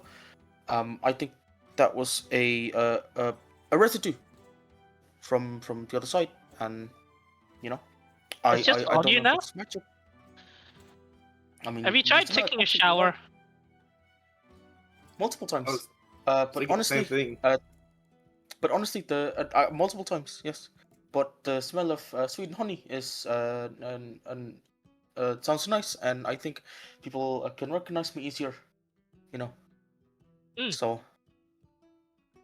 I take it as a plus. But um, I'll look back at Tanner straight at Jack. I don't know if the other side is fully magical or whatever, or if it's dangerous. I don't know, because my experience is my own. It was personal, you know. And I've been traveling around, and when I saw that scroll of magic and power, and I thought maybe this could maybe this is what I've been looking for. I've been trying to find similar wonders and mysticism that I saw on the other side, in here, on this side, and I'm hoping to find more, to find others and more, on a journey. Are Just you? go with your thing. Do you mean you want to look for more Dragonborn, or more people from your other side? I want to. I want the wonders that I saw on the other side to be. I just want to see the other side again because I haven't been there in a long time, you know. And I saw how great it was. Maybe it was just my experience, but I saw how great it was, and I hope that maybe someday someone else can experience the same thing. You know, maybe find others like me who's been on the other side and came back. Okay. I feel like that'd be nice. Mm. Again, I don't know how dangerous it is, but it was fun. It it kept me alive. for the That's longest okay. time, and I mean, since you guys freed me, I'll help you with this. I can help. She looks determined. uh, look down at Becky, smiles, eyebrows up, turn to Jack expectantly. You're scary when you smile. I do, don't I? Yeah, it's good. You go punch, punch. She's a bit hyper when she's just around you guys, but other than that, she's definitely like introverted, and just keeps asking questions. Is that kind of girl, and she's definitely a lot smarter than her years suggest, which is why she's like this.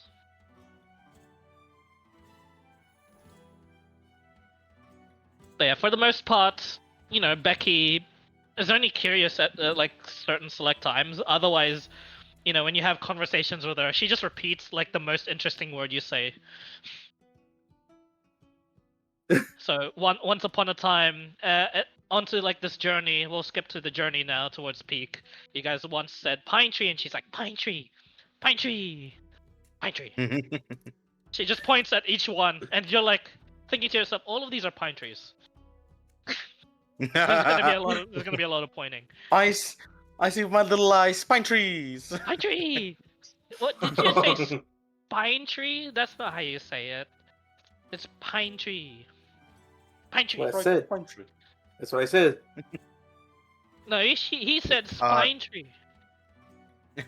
Chunker, then Chunker kind of goes off to the side, picks up a pine cone, and look, pine cone, and tosses it at Boom. Becky to catch. Pine Gently. cone. She drops it. Ah, picks it up. Yeah. Pine cone. Hmm. She's like 6 strength, dude. She is. Yeah, that's fair. That's fair. All right. Interesting. Interesting indeed, huh? After you said your spiel about the other side, you never really got an honest response from Jack. He kind of just didn't really think much on it. It's almost like he's heard something like this beforehand, possibly from probably some of the other mages or just someone absolutely batshit insane. So he doesn't know. He doesn't know how to respond to this. He's only there to figure out later on whether it's true or not.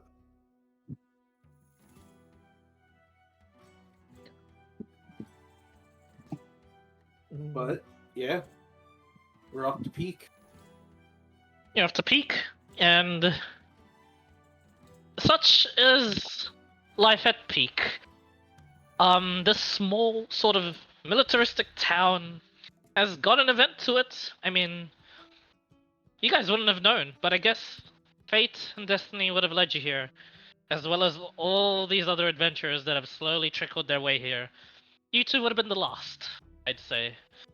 As really? you see, apparently, in the midst of peak, in its grand square, it's just a military sort of like barrack sort of layout. This in this militaristic town, the peak is in charge of housing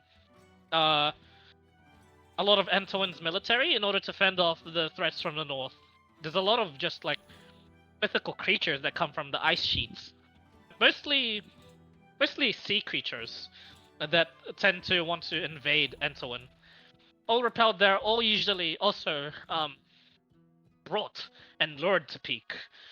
Here you see a grand festival occurring, where Peak is open to the rest of the world, and you see brought before you to skip to the festivities before you, oh, not before you make any preparations. As you're making preparations, you see just a lot of like these monsters that are brought out and displayed militaristic might of Antoine's forces. One of their generals is present, actually. This is.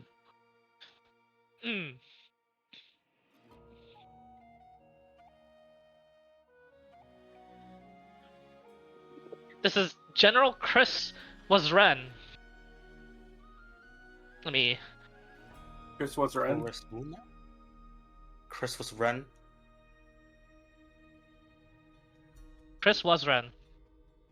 Chris Wasren. Okay. Yeah, Chris Wasren. Chris Wasren. Chris Wasren. And Okay. General Chris, touted to be one of the strongest.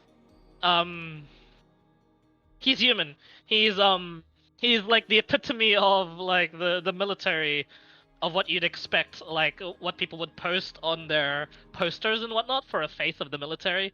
He's blonde. He's got short hair, short wavy hair. He has a great smile. Piercing blue eyes, as blue as the sky itself, and he wields like a Viego's sword from He wields from League a of giant dead sword. Yeah, he wields a giant Zweihander. Yeah, and you see him just like address the crowd, bow to them in his like half plate. He's 30 but mobile, it seems, and being a general of Antoine, apparently touted as the most talented young general they've ever had. He addresses the crowd and he says, "Welcome, one and all, to our demonstration of Antoine might. I hereby present to you me." He says, as he's just gesturing to the waters. He just points back to himself, and a lot of his soldiers like laugh, and he says, "No, but really, I am here to demonstrate to you our capabilities as a nation and my own might. Here I will declare our world will be safe from those of the horrors that the sink produces, the ice sheet invade onto our lands, and anything else the hollow world may throw at us. We are one for the many," and the soldiers repeat, "We are one for the many! Rah!" And he points his Zweihander up with one hand. Pretty impressive.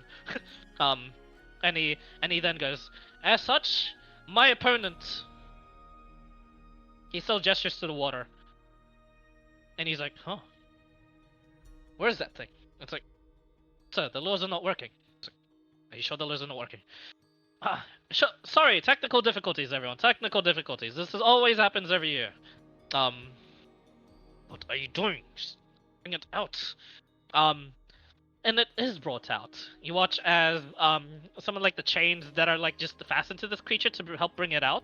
They forcefully bring it out, and they get a bit more men into it.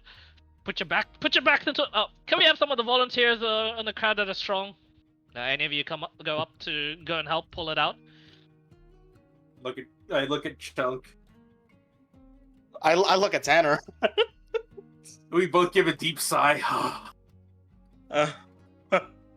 Not the first time you guys have had to showcase your athletic might. Yeah. No. Stay somewhere. No. The Juggernaut goes. Pulls out boulder parchment tears.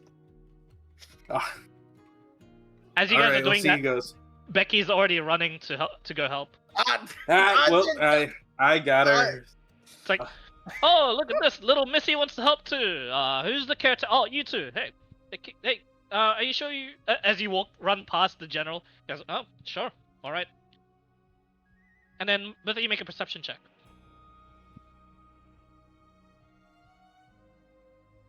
Me and okay. 17. A lot of 17s. Yeah, A lot of 17s. A lot of 17s. I don't see shit. So Should you I don't have see shit. Beck? You go, Jack. You I'll- immediately I'll- put a I'll- hand onto Chunker, and you immediately grab Becky, and just a fit of like burst of speed, they pull into the waters what looks to be a hydra, but it's dead. It looks like it's been slain, and it looks like there's just a red, sort of like hot piercing onto where its heart should be. And the general goes, "Man, there's something wrong. Audience, please, fuck. Evacuate the premises immediately. There's definitely something." And as he says, there's something wrong. There's just a bunch of like sea creatures that go from being resubmerged. No, not resubmerged. Unsubmerged themselves, and immediately they start attacking the soldiers. But these sea creatures are not anything you've seen before. They have like where their eyes should be just a sunken, like dead, sort of like fish-like eyes. It's like a black void of emptiness, and they're a lot more muscular than usual. A lot of them are fending off the soldiers that are normally just should be easily killing these creatures.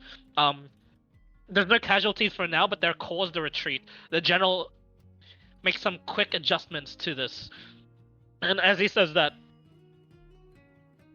you guys watch as a purple portal from where the dead hydra is in the water just appears.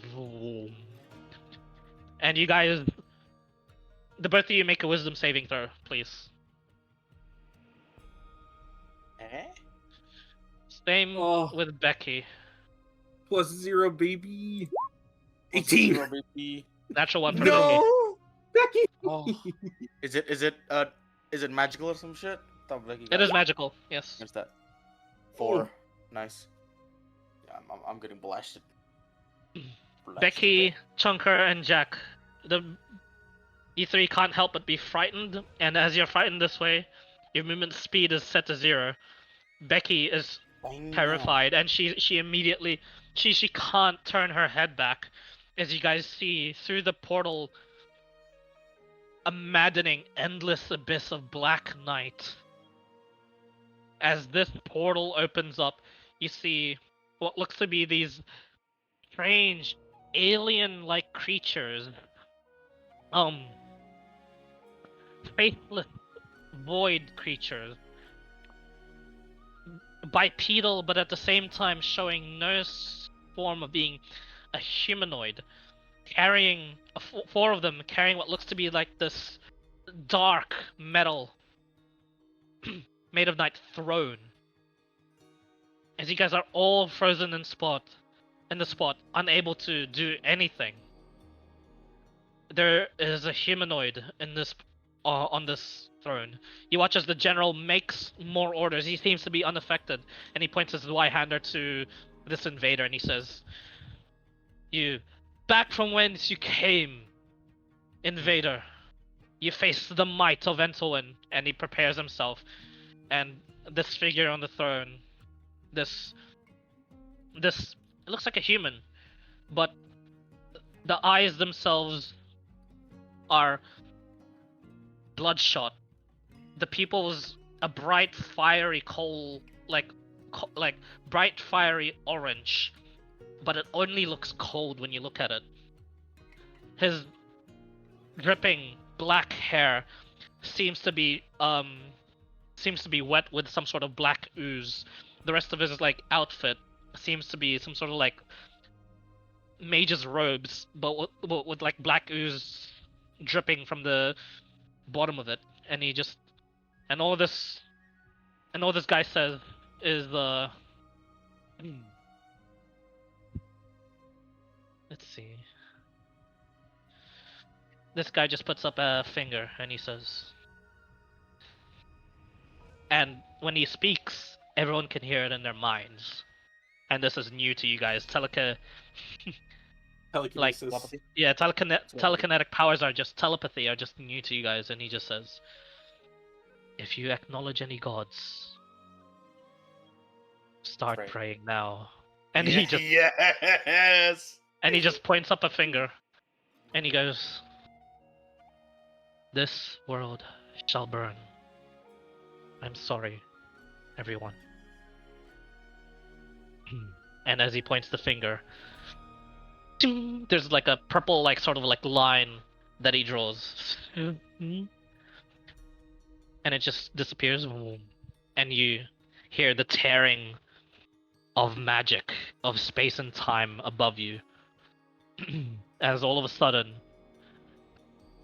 all of you guys, for the rest of the so to start off this campaign, this person will start off by casting meteor swarm on the surrounding areas and lay waste.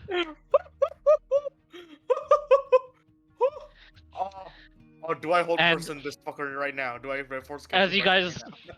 So funny. As you guys see this, you level up. Well done. You guys did your session 0 pretty well.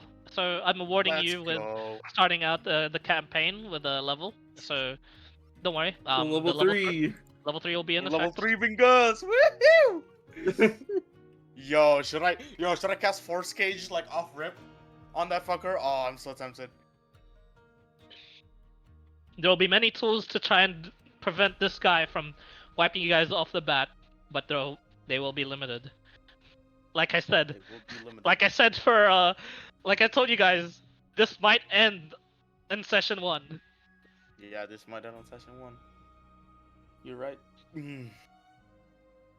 I have 3 rages now. Let's go. Let's go. The tearing of new magic into this world is going to make him an Eldritch Knight. Oh, but oh man, the Junker's gonna see that and goes like, "That's it. that's the magic I've been looking for." It's Wild Magic Barbarian? I am actually going to Wild Magic Barbarian. Yeah, that Yep. was the plan. Allowed. The Uh, new, for wild- I for mean, wild it's magic. the new Yep, magic it's being allowed. torn into the world. Yeah, bro. So just getting hit by that telepathy, having that Fey lost background, that Fey running through me, that might activate something, man. That could be fun. This could be great. So yeah. So, of course, I don't have to tell you guys, but your first campaign session will be a retreat, Yeah. and depending on whether or not you guys manage to convince people, save people, gather people to your cause, I will let everything and anything happen. But at the same time, I will do my best to destroy you all. Like I said, you guys can This buy is- hirelings, you can buy whatever you'd like. There's slaves in this Yeah, world. this is- People will hunt down magic. Yeah, Yeah, you this guys are gonna is- need this is all the help. This is the beginning of the campaign end. where Yem doesn't pull back. This is gonna be Yep. great. This is the beginning of the end. And oh boy, there's maybe all that talk of the retirement will be gone now. Might be for naught. Yeah. Yeah. Oh, So boy. you're gonna have to discuss between yourselves. Don't discuss with the other players yet, but discuss between yourselves. Do you retreat Oh, to yes. the sunken cities? Where's the best place to Oh, retreat that's- to? Where do you make your stand against this guy, if at all?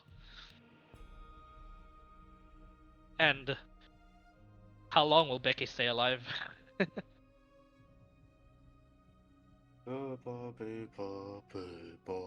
Is there any command in Roll20 where it's just wild magic? Nope, sadly. I can like click something and then it rolls automatically. Oh. Pops up the list. Well, Magic Barbarians have their own table anyway. No, I know it does. You know the command where it's like ask something and then yes or no. And then Oh, depending on that- yes or yeah, no, you- can choose. You'll have to make it yourself. You can ask Daunts. It's gonna be fun.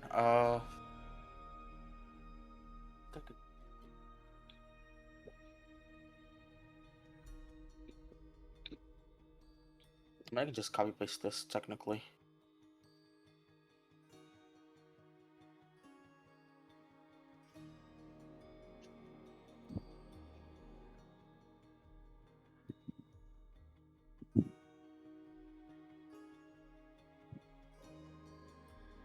Man.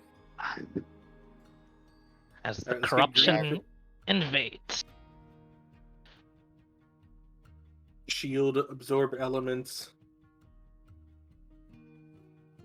And then green flame blade and booming blade. Nice.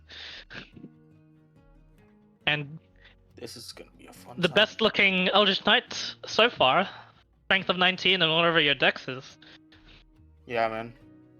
My dex is 0. Ah, damn. Yeah. I had to have a dump stat somewhere. I didn't get much good in anywhere. True, true. I got a 10, a 13, a 10, a 13, a 12, and a 14. I see. So all my spells aren't going to be anything that requires saves. It's just going to be reaction based mostly. Definitely a Jack Tanner. I'll be right back, toilet. I'll stay in the call for a bit and discuss things with you guys. So it's over though, right? It's over, yes, but be right back. So are we okay? Okay, let's see this. See if this whole thing works. Rolled a 2. Okay, that is a long-winded. Gonna make it somewhat better.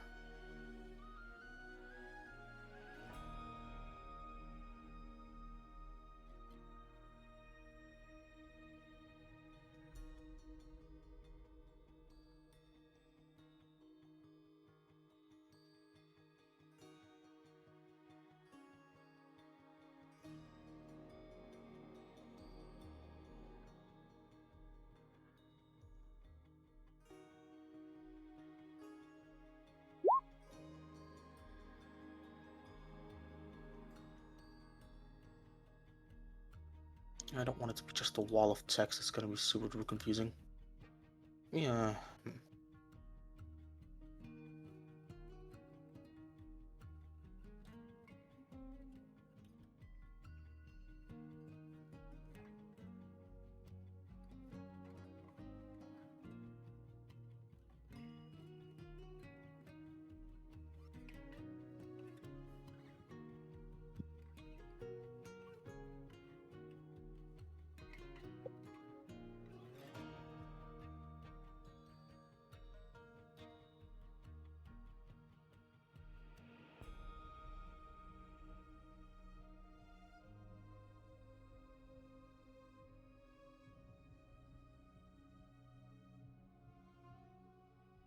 I'm gonna have to pull up my notepad for this, aren't I?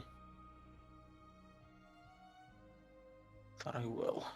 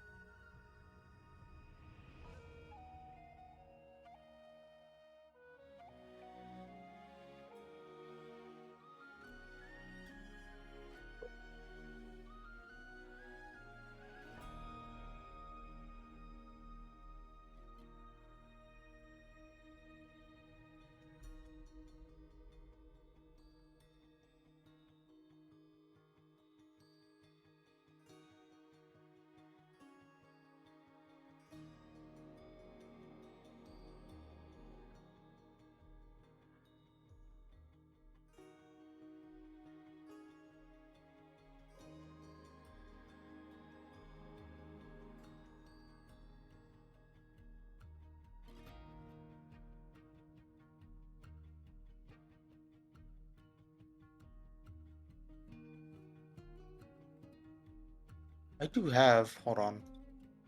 I think. What else did I have? Totem has it, but I can't remember if.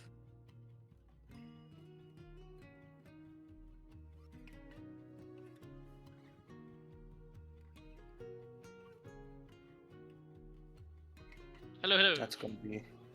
Hello. Welcome back.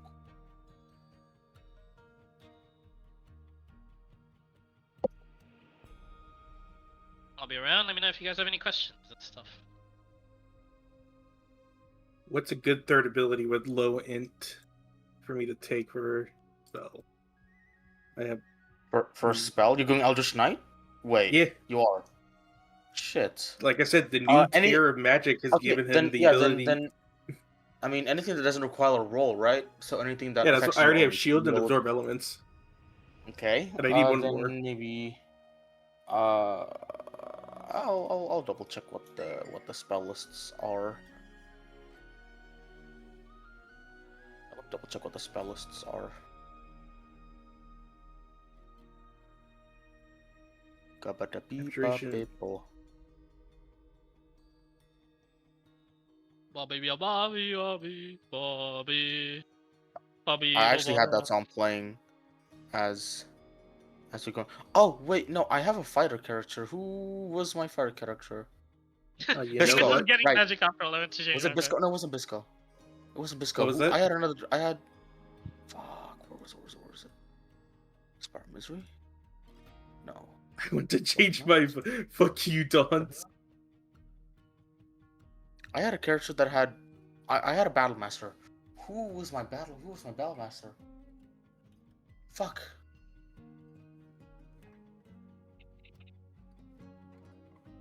No, its original was a bard. Yeah, no, okay.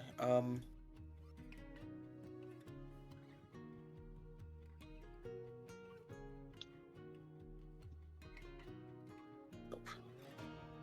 Petra? No, Petra doesn't have any fucking casts on like that. I don't think she does.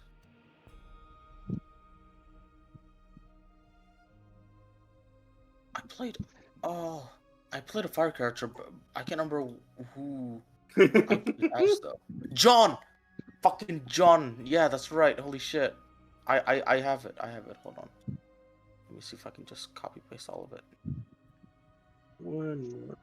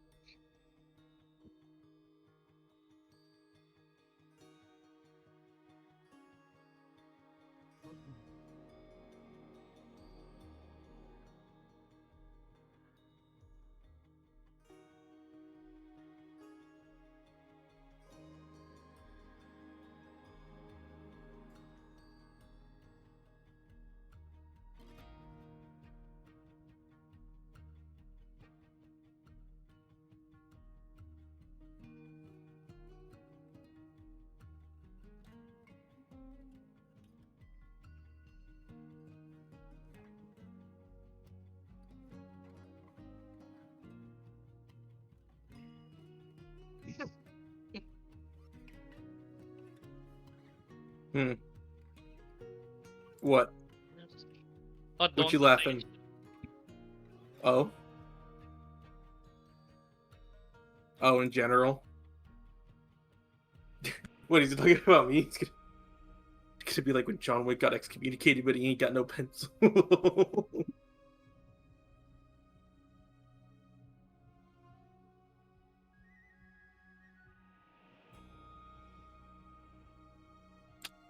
I know what my third spell is gonna be. It's gonna be color spray.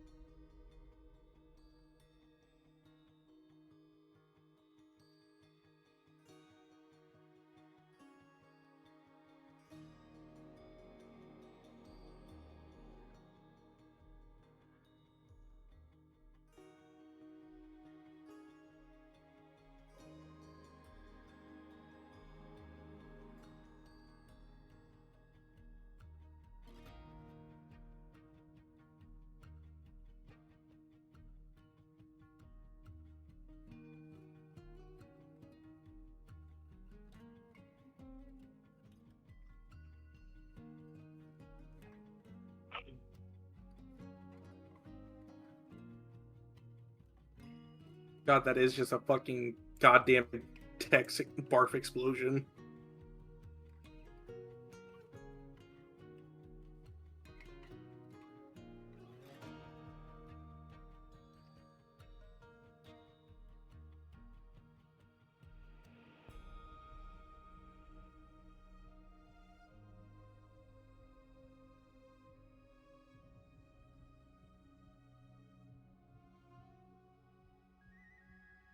So wait, if I were to cast Green Flame Blade and use the whip, would the specifications from range self 5-foot radius be extended to 20 foot? With the whip? Yeah, since it has 20-foot reach instead, the 5-foot for Green Flame Blades. Because it just depends on the weapon, right? No, sadly the cantrip will. I'd rule it so you can still use it with the whip, but the green flame blade only has. I mean, if you throw it too far out, the flame will just extinguish essentially. So what's the range then, you think? 5 feet still. Still 5 feet? Hmm.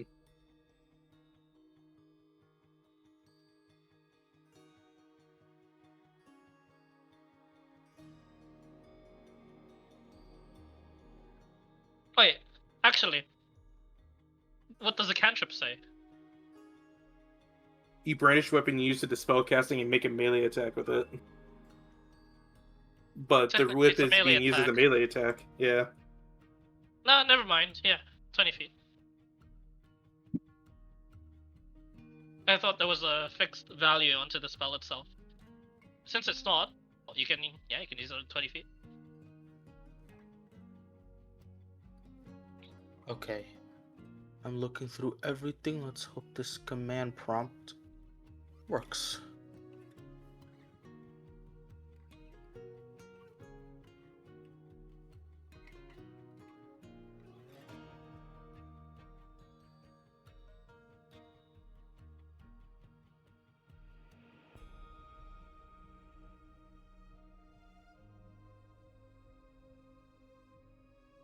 Here, I'll just put it in here too, so you know.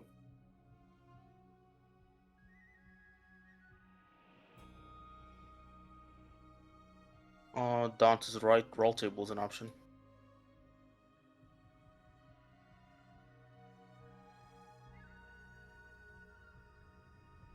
So this is the wild surge roll.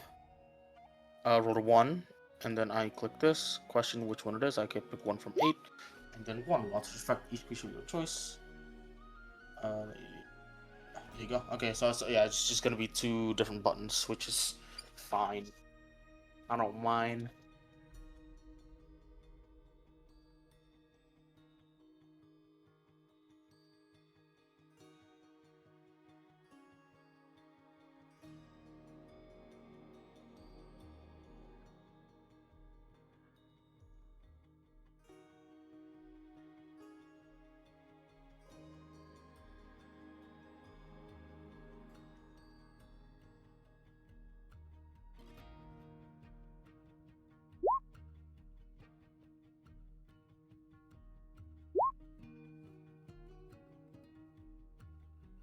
Okay, yeah, sure. I'm happy with that.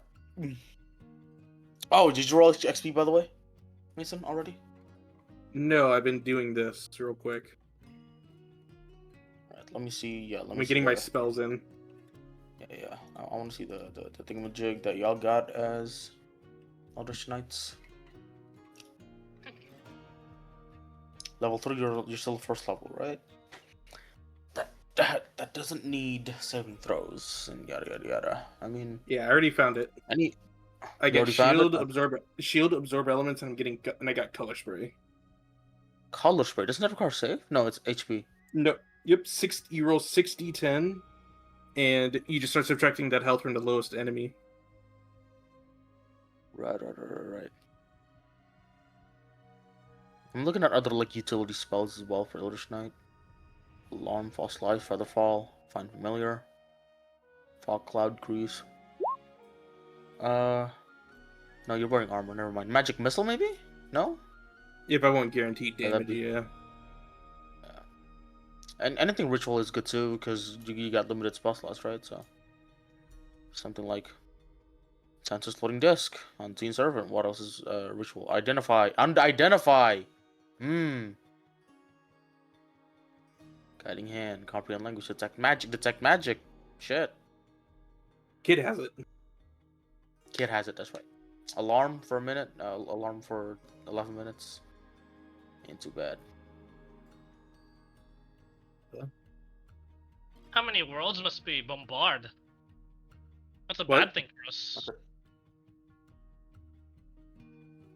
What do you Damn What do you good mean? question. All right, it's time to roll the HP. Let's do it. That was Oh, reroll, surely. Not one. Reroll that shit. Come on now. Clyde? Clyde, is there a reroll on that ones for HP? Yes. There we go. 11. Okay. Well done. Much better. Right. Measly 6. Sag. So what's her HP now? Like 30. I have 35. Yeah, I remember. Yo, shit, we got nearly the same HP, man. Damn. I rolled a 3 on a D12. That's. I think I rolled a 9. You did roll a 9, yeah.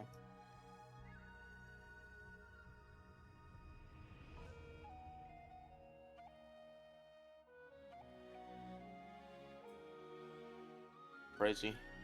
You got almost the same HP as me. And it's magic shit too, so I got nothing. Yo, imagine if wild magic barbarian had resistance to magical effects, like magical attack rolls and shit at like level 3 as soon as he got it, while he's raging, like Totem Barbarian DJ. does.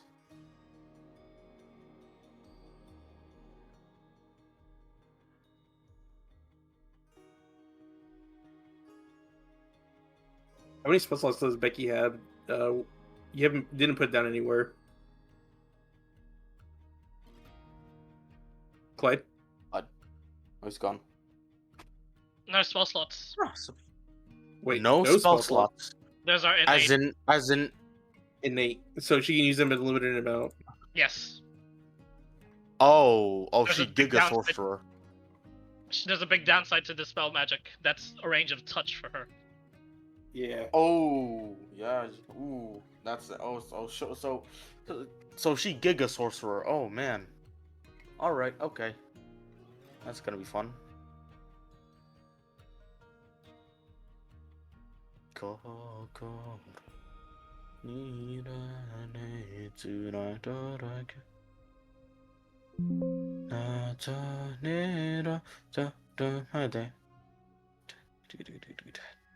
Don't get fly, ai ai ai, 汗と血の涙ね。光り翼ね。上の全部どれ fly. Oh, by the way, Clyde, me and my cousin have also been hopping onto Div 2 as well. No, he kept hearing me play it, and he's like, why not? He finally got time to play and shit. Nice. We might have a third full on for some random stuff. Nice. Heck yeah.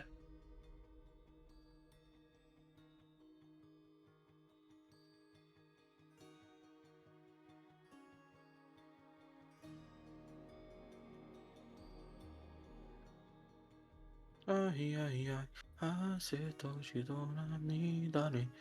光り翼ね。みんな全部どれたい。あげるね。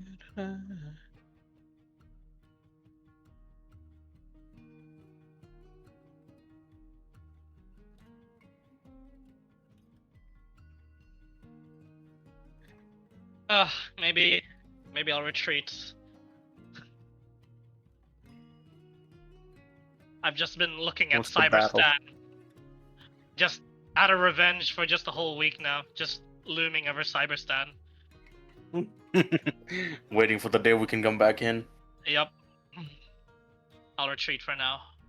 I'll go help the fronts.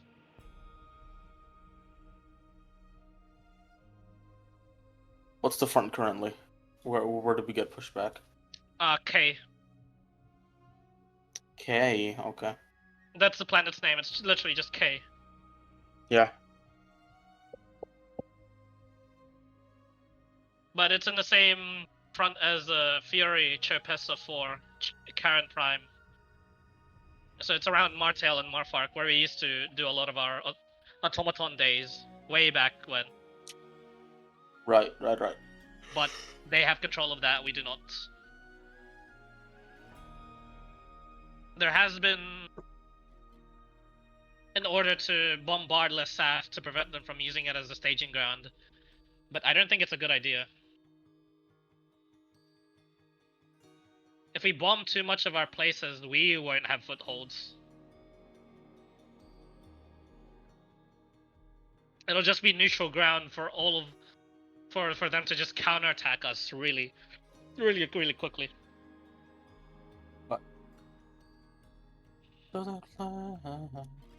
Like it took us literally all year to technically reach Cyberstan. It's probably just gonna take them a month to reach all the way up to Fort Justice if they counterattack. Oh my god, imagine that. A final stand against the automatons at Fort Justice before they reach Super Earth. That would be one thing. Mm. Honestly, after both Into the Unjust and now Cyberstan, I just want to fight Luminance now, man. I've actually gotten so desensitized fighting bots and bugs. Fighting Illuminate is actually more fun for me now. I'm ready for both. It's bad. The Illuminates are... I'm a bit wary of the Illuminates. If the Leviathans are new. So, if they're gonna update the Illuminates, and if they're gonna bring stuff back, they might bring back the Overseers, and basically they're these things that reverse your controls. Yeah, those guys are gonna be fun. They're gonna be very interesting to fight, and honestly, cannot wait. Oh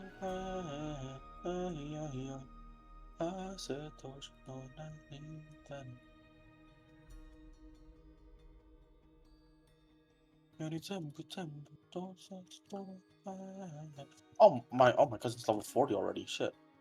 What the fuck? Well then, I guess this is where Jack Tanner bids adieu to everybody. Taking a rest. Yeah. Yeah. Yes. Maybe play some Division. True. Yeah, sure. We just quit this. But yeah, nah, check out that screenshot I gave you though. Hopefully I saw. you'd use it, because I really did try to put that lighting into use. Put that whip too. Yes. Where the fuck is he?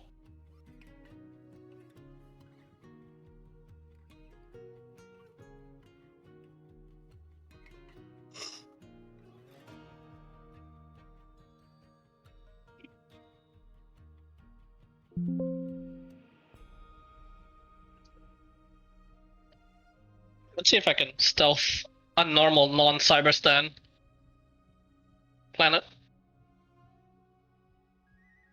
It'll be fun.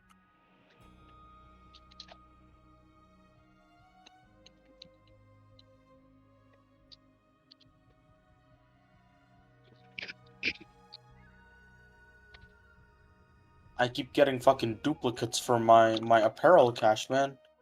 Fuck.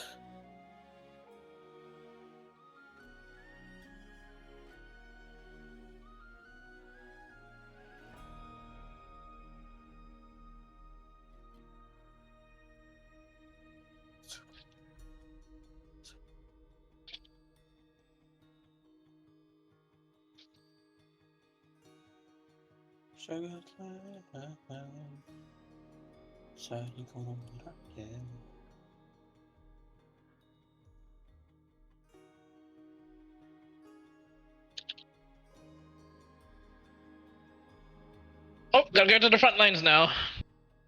Do my usual bot diver stuff. Maybe I can go back to my original loadout. Nah. Fuck that noise. What's idea?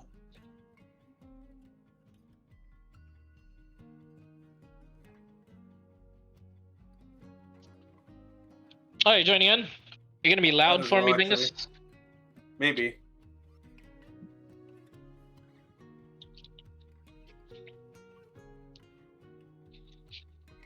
GG. I'm fighting bots.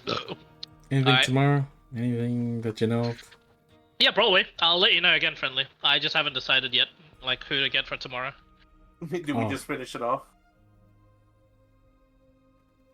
Do we just do it again? Rewind time. Do what again? This session, just us again. Rewind time. No, I'll be getting other people. I mean, it Double will back. something will You guys be have finished session zeros. so something Was it, will sorry? be something will be tomorrow, but you're just not sure who. Yes, around the same time as like 4 o'clock my time. 4 to 3. What's the date tomorrow? Tuesday. Wednesday. What's the date?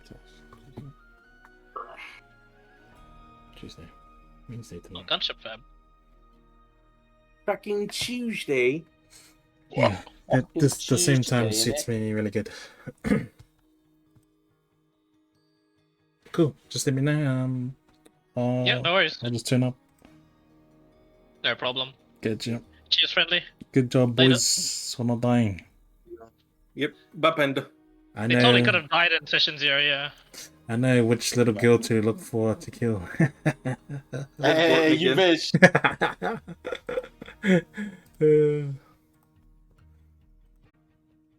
And disconnect so they can't say anything.